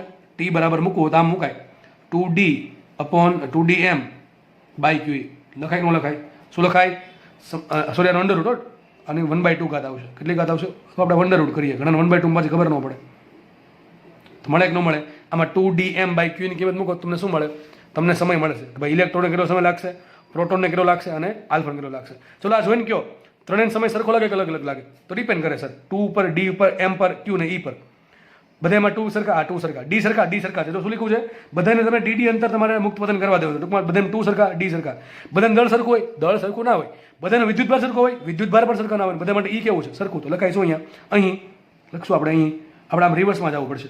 અહીં શું લખશું? અહીં એવું લખશું આપણે કે D અચળ અને E અચળ છે. તો સાબિત શું થયું? T proportional to under root, T proportional under root M by Q. M by Q નું શું કહેવાય? M બાય Q ને શું કહેવાય? કઈ નો કહેવાય? કહેવાય મારા બધા કંઈક તો કહેવાય. Q બાય M ને શું કહેવાય? Q બાય M ને શું કહેવાય? અરે દોસ્ત, એ તો આવડવું જોઈએ. વિશિષ્ટ વિદ્યુત ભાર. શું કહેવાય? વિશિષ્ટ વિદ્યુત ભાર. તો એ સાબિત શું થયું? T પ્રપોર્શનલ ટુ 1 અપોન વિશિષ્ટ વિદ્યુત ભાર. જેનો વિશિષ્ટ વિદ્યુત ભાર મોટો એનો સમય ઓછો. કોનો વિશિષ્ટ વિદ્યુત ભાર વધારે હોય? તમને ખબર છે, ઇલેક્ટ્રોનનો વિશિષ્ટ વિદ્યુત ભાર વધારે હોય એનો સમય ઓછો હશે. એનાથી મોટો કોનો હોય? પ્રોટોનનો. તેનો સમય થોડોક મોટો હશે. અને સૌથી મોટો વિશિષ્ટ વિદ્યુત ભાર કોનો હોય? સૌથી મોટો વિશિષ્ટ વિદ્યુત ભાર હશે, અરે સોરી, ઊંધું થઈ ગયું. સૌથી ઓછો કોનો હશે? આલ્ફાનો. એનાથી મોટો હોય પ્રોટોનનો. સૌથી મોટો કોનો હશે? ઇલેક્ટ્રોનનો. તમે લેક્ચર નંબર 1 જોઈ લેવાની છૂટી, એમાં સાબિતી કરેલ છે આપણે. તો સૌથી ઓછો સમય કોને લાગશે? ઇલેક્ટ્રોનને, કારણ કે વિશિષ્ટ વિદ્યુત ભાર વધારે છે. અથવા એમ ખબર ન પડે તો ચલો મૂકો ને. સાબિત શું કર્યું? T proportional to under root M by Q. તો ઇલેક્ટ્રોન માટે શું લખાય? ઇલેક્ટ્રોન માટે T પ્રપોર્શનલ ટુ શું આવશે? અહીંયા ME આવશે અને છેદમાં શું આવશે? E આવશે. જો એ કિંમત તમારે મૂકવાની છે ખાલી. Q તરીકે માઇનસ નથી મૂકવાના. બરાબર છે? માઇનસ યુઝ થઈ ગયો આપણે. તો Q તરીકે ખાલી મૂલ્ય જ મૂકવાનું છે, કારણ કે સમય કોઈ ઋણ હોય નહીં. એટલે આ પ્રમાણે મળશે. આ શું મળે તમને? TE મળશે. ચલો, TP કેટલા મળશે? TP proportional to under route આવશે કેટલા? પ્રોટોનનું દળ MP છેદમાં E. ખબર પડે કે ન પડે? અને આલ્ફા શું આવશે? T આલ્ફા શું આવશે? T alpha is proportional two શું આવશે? જો આલ્ફા કર્યું, આ પ્રપોર્શનલ આલ્ફા કર્યું છે. એમ આલ્ફા છેદમાં ક્યુ આલ્ફા. તો આલ્ફાનું દળ કેટલું હોય? આલ્ફાનું દળ કેટલું હોય? 4 MP, તમને ખબર છે. અને વિદ્યુત કેટલું હોય? 2 E ને, બરોબર કે નહીં? તો જો અહીંયા એમઈ ભાગ્યા ઈ આવ્યું, અહીંયા એમપી ભાગ્યા ઈ આવ્યું, બેમાં છેદમાં ઈ તો હરકું જ છે. હવે એમઈ મોટું હોય કે એમપી મોટું હોય? એમપી મોટું. તો મોટો કોનો સમય હશે? પ્રોટોનને વધારે સમય લાગે, ઇલેક્ટ્રોનને ઓછો સમય લાગે. અહીંયા શું આવશે? અહીંયા આવો આવશે, T alpha is proportional two શું આવશે? અહીંયા 2 MP by E. તો અહીંયા સમય લાગે √2 ગણો. આલ્ફાને પ્રોટોન કરતાં એટલું જ સરખું અંતર કાપવામાં √2 ગણો સમય લાગે. તો સૌથી ઓછો સમય લાગશે ઇલેક્ટ્રોનને, એનથી વધારે લાગશે પ્રોટોનને, અને સૌથી વધારે લાગશે √2 ગણો કોના કરતાં? પ્રોટોન કરતાં લાગશે આલ્ફાને. આ તમને પ્રશ્ન શું પૂછ્યો છે? ટી બાય એમપી શોધો. તો ટી બાય એમપી તમે જાતે નહીં આવડી જાય. ટી બાય એમપી શું આવશે? ટી બાય એમપી આવશે ઈ થોડી આવું આવશે, એમઈ બાય એમપી. શું આવશે? M E by M P. અને ટી બીજો કયો પ્રશ્ન છે? T alpha by T P. તો આમને ખબર પડી ગઈ. ટી આલ્ફા બાય ટીપી શું આવશે? √2. સમજ પડે કે ન પડે? આરામથી સમજ પડે. નીટનો પ્રશ્ન શું હતો? નીટનો પ્રશ્ન આવો હતો, એક વખત ઇલેક્ટ્રોનને જવા દીધો, એક વખત પ્રોટોનને જવા દીધો, બે સરખો અંતર કાપે તો વધારે સમય કોને લાગે? તો શું આન્સર આવે? વધારે સમય લાગે પ્રોટોનને, ઓછો કોને લાગે? ઇલેક્ટ્રોનને. ખબર પડે કે ના પડે? પડે ભાઈ. કેમ ન પડે? સમજ કેમ ન પડે ભાઈ? આટલું સારું સમજાવું છો તો. ટી બાય ટીપી શું આવશે? √ME by MP. હવે તમને એક વસ્તુ કહી દઉં, એક વસ્તુ યાદ રાખજો કે પ્રોટોનનું દળ છે ને એ ઇલેક્ટ્રોનના દળ કરતાં 1860 ગણું છે. કેટલું છે? 1860 ગણું. એક્સ્ટ્રા માહિતી ક્યાંથી આવ્યું? અરે એમપી કેટલા હોય? એમપી એટલે કે એવું નહીં, મેમ્બર ઓફ પાર્લામેન્ટ, બરાબર? એમપી એટલે શું થાય? પ્રોટોનનું દળ. તો 1.66 10⁻27 કિલોગ્રામ. અને એમઈ કેટલા હોય એ ખબર છે આપણને? 9.1 10⁻31. બરોબર છે? તમે આના છેદમાં મૂકશો તો તમારો આન્સર કંઈક આવો આવશે 1867. કેટલો આવશે? 1867. આપણે તો યાદ રાખશું 1860. તો યાદ રાખજો, પ્રોટોનનું દળ ઇલેક્ટ્રોન કરતાં 1860 ગણું છે. ટૂંકમાં એક પ્રોટોન લો ને એક ઇલેક્ટ્રોન લો, તો પ્રોટોન છે એ ઇલેક્ટ્રોન કરતાં 1860 ગણું. વિચારો કેટલો વધારે વજનદાર કહેવાય. 1860 ગણો પ્રોટોન છે. બરોબર છે? તો અહીંયા શું આન્સર આવે? ટી બાય ટીપી બરાબર 1/√1860. એ આપણે કંઈ જાણવાની જરૂર છે નહીં. તો આ થિયરી એ પૂરી થાય છે. આમાંથી પ્રશ્ન આવવાના ચાન્સીસ હજી ઘણા છે. હજી ભવિષ્યમાં પણ ચાન્સ આવશે. નીટ હોય કે જી હોય કે ગુજરાત બોર્ડ હોય કે ગુજકેટ હોય, ચારેયને અથવા ત્રણેયને ધ્યાનમાં લઈને ચાલુ હંમેશા. નેક્સ્ટ દાખલો ગણીએ. શું કહે જુઓ, ઉધ્વ દિશામાં 10⁹ ન્યૂટન પ્રતિ કુલમનું વિદ્યુત ક્ષેત્ર. આનો એકમ ક્યાંથી આવ્યો? અરે એફ બરાબર શું હોય? QE. એ કહેવાનું રહી ગયું તમને. એફ બરાબર QE હોય તો ઈ બરાબર શું હોય? F/Q. એફનો એકમ શું હોય? ન્યૂટન. અને ક્યુનો એકમ શું હોય? કુલમ. તો યાદ રાખો, તમારે છે ને કોમેન્ટમાં મને વિદ્યુત ક્ષેત્રનું પાસું કહેવાનું છે, MLT કોમેન્ટમાં લખવાનું છે, બરાબર? ચાહત હોય તો, બરાબર? એ તો તમારે યાદ રાખવું. તો કોમેન્ટનું જ્યારે કહું એટલે સીનો સી આવી જાય, ચાહતનો સી. ઓકે, ફટાફટ જોઈએ આપણે. ઘણા લોકો આન્સર લખે છે, એ લોકોને હું એપ્રિશિએટ કરું, બરાબર છે? જે લોકો નથી લખતા એને ડબલ વખત એપ્રિશિએટ કરું છું. તો ઉધ્વ દિશામાં 10⁹ ન્યૂટન પર કુલમનું વિદ્યુત ક્ષેત્ર ધરાવતા વિસ્તારમાં 1.6 ગ્રામનો સિક્કો હવામાં સંતુલિત રાખવામાં આવ્યો. લે જાદુગીરીવાળા શું કહે? આવું કંઈક કહે. જો એક સિક્કો છે એને હવામાં સંતુલિત રાખ્યો. પેલા જાદુગર કરે ને એવું કંઈક હવામાં સંતુલિત રાખ્યો છે. આપણે જાદુ નથી કરવાનું, આપણે જોવાનું છે કે એની પાસે લોજિક કયું છે, કયું ફિઝિક્સનું કયો કોન્સેપ્ટ લાગુ પડે છે. તો આ હવા એક સિક્કો છે જેનું દળ છે 1.6 ગ્રામ. એને આપણે હવામાં સંતુલિત અવસ્થામાં રહે તે માટે સિક્કા પરથી દૂર કરવા પડતા જરૂરી ઇલેક્ટ્રોનની સંખ્યા શોધો. દાખલો બ્લા બ્લા બ્લા કે કીધું કે ખબર ન પડે કંઈ વાંધો નહીં. એક સિક્કો છે, એનું દળ છે આપણને આપ્યું છે M ઇઝ ગિવન. એમ કેટલા આપ્યા? 1.6 ગ્રામ. એટલે કેટલા આવશે? 1.6 10⁻³ કિલોગ્રામ. એ તો બધાને ખબર જ છે. એટલે કયું બળ લાગે સિક્કા પર? એક બળ તો પાકું લાગવાનું છે. કયું? mg. કયું બળ લાગશે? mg બળ લાગશે. આટલી ખબર પડી ગઈ. આગળ ઉધ્વ દિશામાં શું કર્યું છે? વિદ્યુત ક્ષેત્ર. આ એક સિક્કો એવા વિસ્તારમાં છે કે જેમાં ઉપર તરફ વિદ્યુત ક્ષેત્ર છે. શું છે? ટૂંકમાં ઉપર તરફ વિદ્યુત ક્ષેત્ર આ પ્રમાણે ફેલાયેલું છે. અને વિદ્યુત ક્ષેત્ર છે કેટલું? E બરાબર છે 10⁻⁹ ન્યૂટન પ્રતિ કુલમ. ટૂંકમાં બીજું કંઈ આપ્યું છે? ખાલી આંકડો જ આપ્યો છે. એટલે આ કેવું છે? અચળ છે. કેવું છે? આ અચળ છે. ટૂંકમાં સિક્કો છે, એ સિક્કા પર એક બળ લાગશે mg. અત્યારે એમ કહો સિક્કા પર ઈ વડે કંઈ બળ લાગે? ન લાગે. કેમ ન લાગે? અરે મેં તમને પહેલાં કીધું હતું, વિદ્યુત ક્ષેત્ર વડે બળ લાગવા માટે વિદ્યુત ભાર હોવો જોઈએ. આ સિક્કો છે તો કેવો હોય? ન્યુટ્રલ હોય. સિક્કામાં જેટલા પ્રોટોન છે એટલા ન્યુટ્રોન હશે. તો સિક્કો તો ત્યારે ન્યુટ્રલ છે, તો એના પર કોઈ વિદ્યુત બળ લાગશે નહીં. એક કામ કરીએ, આમાંથી છે ને હું અમુક ઇલેક્ટ્રોન કાઢી લઉં. એક ઇલેક્ટ્રોન કાઢું તો આ ધન થાય કે ઋણ થાય? સીધી વાત છે, ધન વિદ્યુત ભારિત થશે. એક ઇલેક્ટ્રોન કાઢો કેટલો ચાર્જ મળે? અને પ્લસ ઈ મળે. કેમ? અરે ભાઈ પ્રોટોન અને ઇલેક્ટ્રોનના જોડકા હોય કે ન હોય? જેટલા પ્રોટોન હોય એટલા આજુબાજુ પેલા ગરબે ઘૂમતા હોય. કોણ? ઇલેક્ટ્રોન. એક ઇલેક્ટ્રોન ઓછો થયો સામે એક પ્રોટોન ખુલ્લો પડશે. તો એ પણ આપણે ભણેલા છીએ. તો એક ઇલેક્ટ્રોન કાઢવામાં આવે તો કેટલો ચાર્જ આવશે? એમાં પ્લસ ઈ. બે ઇલેક્ટ્રોન કાઢો તો કેટલો આવશે? +2e. ત્રણ કાઢો +3e. n ઇલેક્ટ્રોન હટાવી દેવામાં આવે આ સિક્કામાંથી. જો n ઇલેક્ટ્રોન કોઈ બી રીતે હટાવી દેવામાં આવે તો સિક્કામાં કેટલો ચાર્જ આવશે? Q બરાબર એની. આવું ભણી ગયા આપણે. ક્યાં ભણી ગયા? આવું વિદ્યુત ભારનું ક્વોન્ટમીકરણ ને ભણાતા આપણે શું ભણાતા ક્યુ બરાબર એની હોય. તો જો આ સિક્કામાંથી ધારો કે એન ઇલેક્ટ્રોનો આપણે કાઢી નાખ્યા તો સિક્કામાં ચાર્જ કેટલો આવશે? એન ઈ જેટલો ચાર્જ આવશે. કેટલો ચાર્જ આવશે? એની ધન વિદ્યુતભાર આવશે. કેટલો ચાર્જ આવશે? ધન વિદ્યુતભાર. કેવો આવશે સિક્કામાં? ધન વિદ્યુતભાર. કેમ ધન વિદ્યુતભાર આવશે? ઇલેક્ટ્રોન છે એ પદાર્થ ગુમાવે છે. જ્યારે પદાર્થ ઇલેક્ટ્રોન ગુમાવે ત્યારે ધન વિદ્યુતભારિત થાય અને જ્યારે ઇલેક્ટ્રોન મેળવે ત્યારે ઋણ વિદ્યુતભારિત થાય. આવા પ્રશ્નોની ચર્ચા કરવાની ન હોય, એ તો આવડવું જ જોઈએ એટલું તો. બરોબર છે? તો ઇલેક્ટ્રોન ગુમાવે છે તો ધન વિદ્યુતભારિત થયો, કેટલો ચાર્જ આવશે એના પર? એક ઇલેક્ટ્રોન ગુમાવે તો ઈ મળે, ઈ ચાર્જ મળે, પ્લસ ઈ. એન ગુમાવે તો મળશે ક્યુ બરાબર એની જેટલો ચાર્જ એને મળશે. તો હવે આ કેવો થઈ ગયો? હવે થઈ ગયો વિદ્યુત ભારિત. વિદ્યુત ભારિત થઈ ગયો. ટૂંકમાં એની માટે પોતાનો કંઈક વિદ્યુત ભાર છે ક્યુ પ્લસ ક્યુ. એટલું વિદ્યુત ભાર છે પ્લસ ક્યુ વિદ્યુત ભાર છે. આખા સિક્કા પર પ્લસ ક્યુ વિદ્યુત ભાર છે. ઉપરથી પાછું વિદ્યુત ક્ષેત્ર છે તો હવે બળ લાગે. બળ ક્યાં લાગે? જો હવે કામમાં લાગશે તમને. હવે બધી થિયરી જે ભણ્યા પાછળની કામમાં લાગશે. હવે ખબર નહીં પડે તો બધું ભૂલી જવાનું, આગળ કંઈ આવડે નહીં. પાછળની થિયરી શું ભણ્યા હતા કે ધન વિદ્યુત ભાર પર વિદ્યુત ક્ષેત્રની દિશામાં બળ લાગે. વિદ્યુત ક્ષેત્ર ક્યાં છે? લખ્યું છે ઉધ્વ દિશામાં. તો બળ ક્યાં લાગશે? ઉધ્વ દિશામાં લાગે. તો અહીંયા લાગશે ક્યુઈ બળ ઉપર તરફ. કેટલું બળ લાગશે? ક્યુઈ બળ. ક્યાંથી આવ્યું? અરે એફ બરાબર ક્યુઈ. ઉપર કેમ લાગ્યું? ધન વિદ્યુત ભાર છે એટલે વિદ્યુત ક્ષેત્રની દિશામાં લાગે. બરોબર કે નહીં? તો સંતુલનમાં ક્યારે? અરે વિદ્યુત ક્ષેત્ર વડે જે વિદ્યુત બળ ઉત્પન્ન થયું એ અને ગ્રેવિટીના કારણે જે એમજી બળ ઉત્પન્ન થયું એ બંને સરખા હોય અને વિરુદ્ધ દિશામાં હોય ત્યારે શું થાય? સંતુલનમાં થશે. ને આપણે એમ લાગે જાદુ થયું. જાદુ થતું નથી. બે બળનું અસર હેઠળ સંતુલન થયું. આપણે શોધવાનું શું છે? એન શોધવાના છે. કેટલા ઇલેક્ટ્રોન ગુમાવવા પડે. અથવા ઘણી વખત છે ને તમને આમાં ક્યુ પૂછી નાખે ભાઈ સિક્કા પર કેટલો વિદ્યુતભાર હોવો જોઈએ. ઓકે, તો આપણે ક્યુ બરાબર એની મૂકી દઈએ તો ક્યુ બરાબર એની ઇન્ટુ ઈ બરાબર આવશે એમજી. તો સ્મોલ એન ને કરતા બનાવો. સ્મોલ એન બરાબર શું આવશે? એમજી ના છેદમાં ઈ. ઓહો, એમ કેટલા છે? 1.6 10 -3 કિલોગ્રામ. જી કેટલા છે? 10 ડિવાઇડેડ બાય ઈ કેટલા છે? 1.6 10 ની -19 અને વિદ્યુત ક્ષેત્ર આપ્યું છે 10⁹ તો મૂકી દઈએ 10⁹ તો સંખ્યા મળી જશે n ઇઝ ઇક્વલ ટુ 1.6 ઉડે એટલા માટે તે અહીંયા 1.6 ગ્રામ આપેલું છે. તમારે ચિંતા કરવાની જરૂર નહીં પડે. તો 1.6 ઉડી ગયા. અહીંયા -19 પ્લસ 9 તો એ થશે -10. આ બરાબર -10 અને -10 જો ઉપર જાય તો થશે 10 ની +10 ઉપરથી પાછી બીજી એક ઘાત 10 ની 11 પ્લસમાં એમાંથી 3 ઘાત જાય તો વધે 10 ની 8 ઇલેક્ટ્રોન ગુમાવવા પડે. જો આટલા ઇલેક્ટ્રોન ગુમાવશે એટલે કેટલા થયા? 10 કરોડ ઇલેક્ટ્રોન ગુમાવવા પડે. કેટલા ગુમાવવા પડે? 10 કરોડ ઇલેક્ટ્રોન ગુમાવવા પડે. ઓકે, જો આટલા ઇલેક્ટ્રોન ગુમાવે તો સિક્કો સંતુલનમાં રહેશે.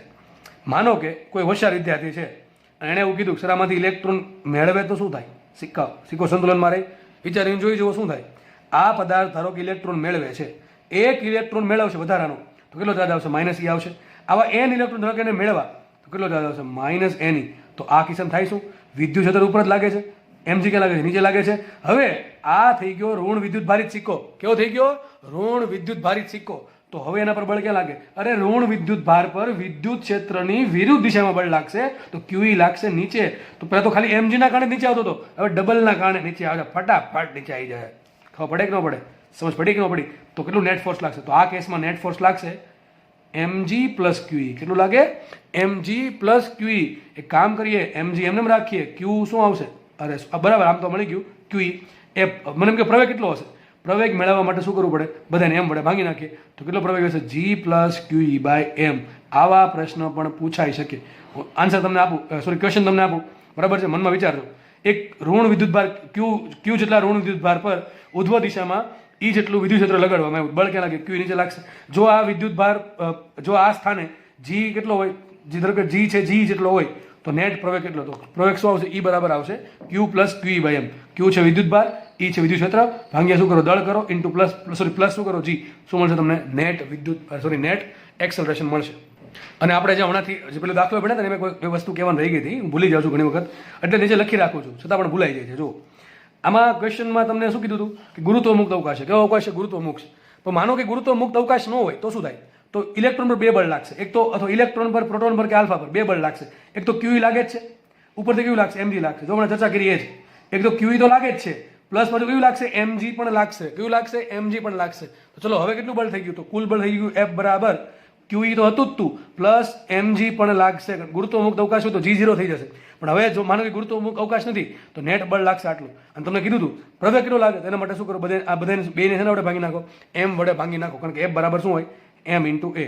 તો એને કરતા બનાવવા માટે m વડે ભાંગો તો નેટ કેટલો પ્રવેગ હશે, તો પ્રવેગ હશે QE/m + g. હમણાં કીધું એ જ રીતે શું આવશે, કેટલો પ્રવેગ આવશે, QE/m + g. આ પણ દાખલા પૂછે ભવિષ્યમાં ભાઈ, તમને આવા સૂત્ર ઘણી વખત પૂછી નાખે, બરોબર છે. તો આટલો પ્રવેગ લાગશે. સમજ પડી કે ન પડી? ઓકે, આગળ વધીએ તો નેક્સ્ટ દાખલો જોઈએ ફટાફટ. જો 1 ગ્રામ દળ અને 5 માઇક્રોકુલમ વિદ્યુત ભારના કણને 2 × 10⁵ ન્યૂટન/કુલમ ના વિદ્યુત ક્ષેત્રમાં 20 મીટર પર સેકન્ડના વેગથી ક્ષેત્રની વિરુદ્ધ દિશામાં ગતિ કરતા તો કેટલા મીટર અંદર કાપીને સ્થિર થાય. આ દાખલો IMP બોર્ડમાં ઘણી વખત પૂછાઈ જાય. દાખલો શું કહે જુઓ, એક વિદ્યુત ભાર છે, બરોબર છે, એ ધન વિદ્યુત ભાર. કેવો વિદ્યુત ભાર? ધન વિદ્યુત ભાર. બરાબર, જો આપ્યું છે +5, બરાબર, ધન વિદ્યુત ભાર છે. એ આ પ્રમાણે ગતિ કરે છે. ગતિ કરતો કરતો એને કંઈ ખબર ન પડી અને માનો કે અહીંયા એક વિદ્યુત ક્ષેત્ર છે, ઓલરેડી છે જ અહીંયા આ પ્રમાણે વિદ્યુત ક્ષેત્ર છે. એવો કંઈક એરિયા છે કે જ્યાં આ પ્રમાણે વિદ્યુત ક્ષેત્ર ઉત્પન્ન થયેલું છે. આ ભાઈને કંઈ ખબર ન પડી કે ભાઈ વિદ્યુત ક્ષેત્ર છે ને ચાળા કરવા જવાય નહીં. એ શું કર્યું, વિદ્યુત ક્ષેત્રની વિરુદ્ધ દિશામાં ગતિ કરતા કરતા ગયા. થાય શું, ચલો શું હાલત થશે વિચારો. એનો વેગ વધે ઘટે, વધે તો શું કામ વધે ને ઘટે શું કામ ઘટે? મનમાં તમારો આન્સર હોવો જોઈએ. એવું લાગે તો વિડીયો પોઝ કરીને વિચારો. ચલો હું તમને આન્સર આપી દઉં. હમણાં કીધું તમને કે વિદ્યુત ભાર કેવો, ધન વિદ્યુત ભાર છે. ધન વિદ્યુત ભાર છે. વિદ્યુત ક્ષેત્ર કે આ દિશામાં છે, કીધું છે વિદ્યુત ક્ષેત્ર આ દિશામાં છે, બરાબર, વિરુદ્ધ દિશામાં. એનો જે દિશામાં વેગ છે એની વિરુદ્ધ દિશામાં વિદ્યુત ક્ષેત્ર છે. ટૂંકમાં આ વેગ આ બાજુ તો વિદ્યુત ક્ષેત્ર આ બાજુ છે. તમને હમણાં કહી રહ્યો છું હજી કે ધન વિદ્યુત ભાર પર બળ ક્યાં લાગે, વિદ્યુત ક્ષેત્રની વિરુદ્ધ, વિદ્યુત ક્ષેત્રની દિશામાં. ધન વિદ્યુત ભાર પર બળ લાગશે વિદ્યુત ક્ષેત્રની દિશામાં. તો આના પર બળ ક્યાં લાગશે, આ બાજુ લાગશે. જેવો આમાં એન્ટ્રી પામશે એટલે એનો વેગ તો ક્યાં આ બાજુ છે, પણ બળ ક્યાં લાગશે, આ બાજુ લાગશે.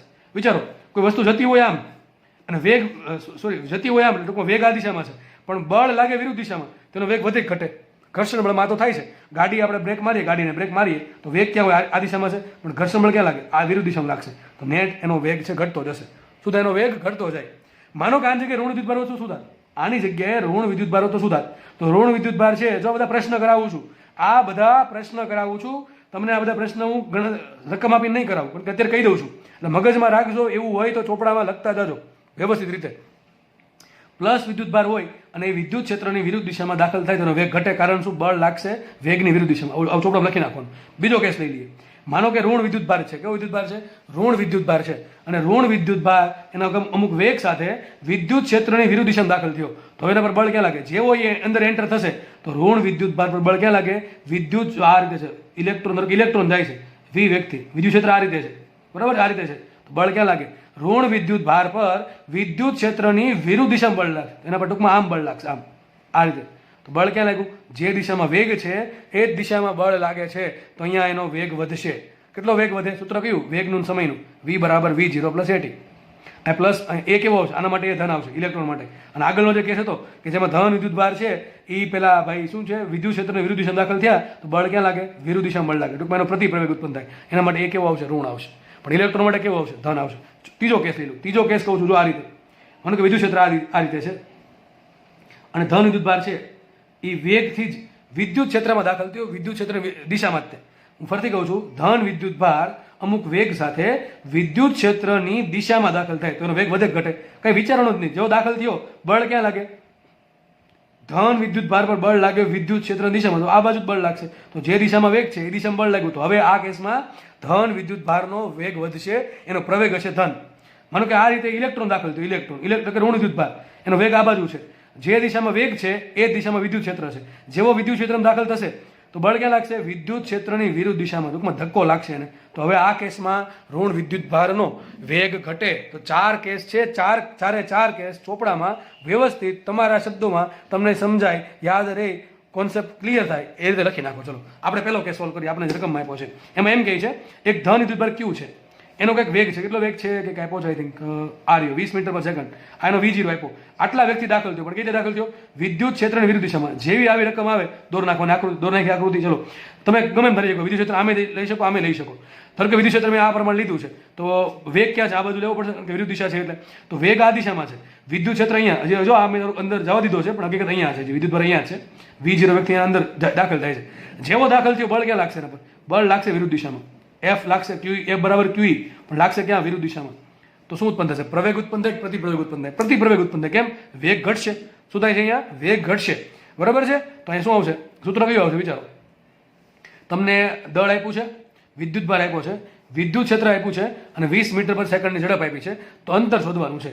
એવું સૂત્ર છે જેમાં કે જેમાં પ્રારંભિક વેગ છે, અંતિમ વેગ કેટલો સ્થિર થાય તો અંતિમ વેગ 0 છે. તો લખો અહીંયા પ્રારંભિક વેગ v0 બરાબર છે 20 બરાબર મીટર પર સેકન્ડમાં. v કેટલા છે? 0 છે. તમને q આપ્યા છે. q શું કામ આપ્યા છે? આ એ શોધવા માટે. એક જ કામ છે એ શોધવાનું. ચલો સુધી નાખી. એ બરાબર શું આવશે? qe by m. આપણને q આપ્યા, e આપ્યા, m આપ્યા. આટલી ખબર પડી ગઈ. હવે શોધવાનું શું છે? d શોધવાનું છે. કેટલું અંતર કાપીને સ્થિર થાય. કેમ સ્થિર થાય પહેલા ખબર પડી જોઈએ. સ્થિર કેમ થાય છે? સ્થિર શું કામ થશે? વિરુદ્ધ દિશામાં બળ લાગે એટલે ઘર્ષણ બળ જેવું થશે આમાં. તો ચલો સૂત્ર કયું આવશે? અરે એક જ સૂત્ર છે, v square minus v0 square બરાબર 2ad.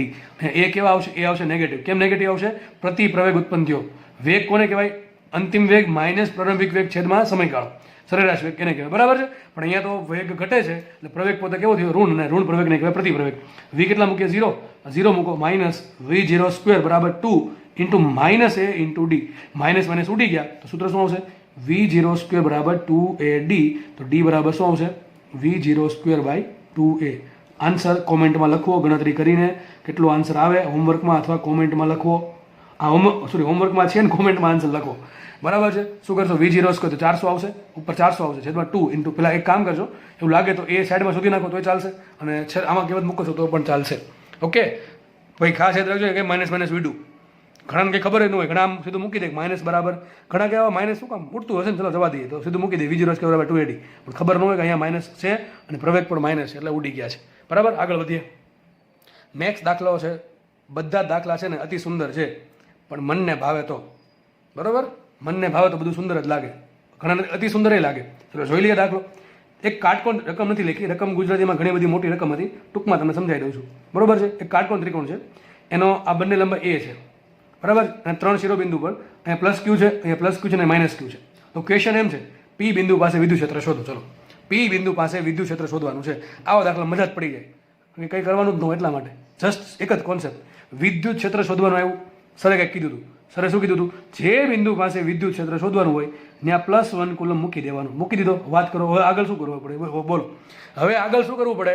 1 કુલમ પર જે વિદ્યુત ભાર જે વિદ્યુત બળ લાગે, 1 કુલમના વિદ્યુત ભાર પર જે બળ લાગે એને તો વિદ્યુત ક્ષેત્ર કહેવાય. તો આપણે કંઈ નથી કરવું, મંડાઈ પડવાનું છે. 1 કુલમ પર કોણ કોણ બળ લગાડે? 3 બળ લગાડે. ચલો 1 બાય સોલ્વ કરીએ. ચલો આ ક્યાં બળ લગાડશે? જો આ પ્લસ ક્યુ છે, આ પણ પ્લસમાં બળ ક્યાં લાગશે? આ બાજુ લાગશે કે ન લાગે?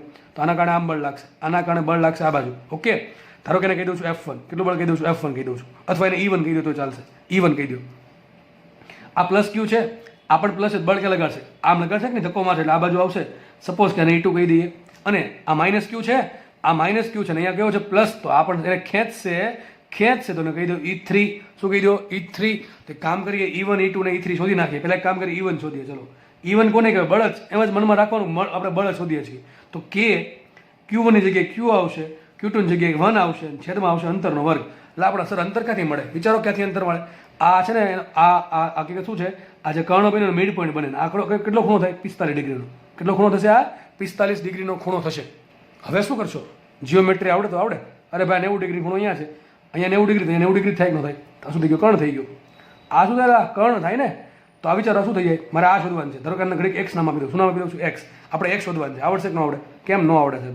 આવડે જ તેને. આ 90 ડિગ્રીનો ખૂણો છે, આ એ છે, આ 45 ડિગ્રીનો ખૂણો છે. એક શોધવાનું છે. વિચારો ખૂણો છે એની પાછળની બાજુ છે, સોરી પાછળની બાજુ શોધવાનું છે. આ શું કર્ણ આપ્યો છે આપણને? સીધી વાત. Cos theta.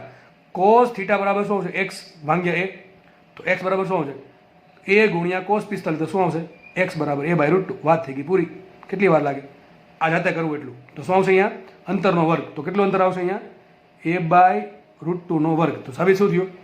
E1 બરાબર કેટલા આવશે? કે ક્યુ ઇન્ટુ √2 નો સ્ક્વેર થશે 2. તો 2 કે ક્યુ બાય a સ્ક્વેર. આ મેળવું આપણને E1. ફટાફટ આપણે E2 ફાઇન્ડ કરીએ. ચલો E2 શું મળશે? આના કારણે અહીંયા કેટલું બળ લાગે? તો કે ઇન્ટુ આ વિદ્યુતભાર ક્યુ, કે ક્યુ ઇન્ટુ 1 છેદમાં આ અંતર લેવું પડશે. આટલું અંતર. આ એ છે, આ એ છે. તો કર્ણ કેટલો હોય? √2a. કર્ણ કેટલો હોય? √2a. એનું મધ્ય બિંદુ તો ભાગ્યા 2 કરીએ તો શું આવશે? a by √2. તો આ અંતર a બાય √2 આવશે. આ અંતર પણ a બાય √2 આવશે. તો કેટલો આવશે? કે ક્યુ છેદમાં a બાય √2. તો કેટલો આવશે? √2 કે ક્યુ બાય a. કેટલો આવશે? √2 કે ક્યુ બાય a. ચલો એ પ્રમાણે E3 કેટલા આવશે? E3 એટલા જ આવશે. જો અહીંયા સૂત્ર શું આવશે E3 નું કે ક્યુ, જો માઇનસ નહીં લેવાનું ભાઈ, માઇનસ ભૂલી જાઓ કેમ કે આ દિશા ક્યાંથી આવી એટલે નીચે આવી માઇનસ છે એટલે, તો કેટલું આવશે E3 બરાબર કે ક્યુ ઇન્ટુ 1 છેદમાં કેટલું અંદર છે a/√2, તો E2 છે એટલું E3 થશે, E2 છે એટલું E3 થશે. તો આકૃતિ કંઈક આવી મળી, આકૃતિ છે કંઈક આવી મળી. E1 આ બાજુ છે, E2 આ બાજુ છે અને E3 પણ આ બાજુ છે. હવે શું કરાય વિચારો, જેટલું E2 છે એટલું E3 છે, બંને કેવા છે એક જ દિશામાં છે, શું થશે કુલ, ધારો કે આ બંનેનું ભેગું થઈને આવે છે E23, કેટલું આવે છે E23, તો E23 કેટલા હશે, બે એક જ દિશામાં શું થાય, શું કરો સીધો સરવાળો, તો એક E2 કેટલા છે √2 કે ક્યુ અપોન એ છે એને ગુણ્યા 2, સમજ પડે કે ન પડે, કેમ, અરે આ એક વખત પ્લસ બીજી વખત કરો તો શું આવો આન્સર આવે કે નહીં આવે, તો આપણને E23 મળી ગયા. હવે E23 આ બાજુ છે અને E1 આ બાજુ છે, તો પરિણામી શું આવે વિચારો, ખબર ન પડે તો પેલા જો વિચાર લેવાનું. આ F1 છે, આ F2 છે, તો બે બળ જ્યારે એકબીજાથી 90 ડિગ્રીના ખૂણે હોય તો સૂત્ર શું આવે, પરિણામી બળ. તો અહીં પરિણામ આપણે E લખશું,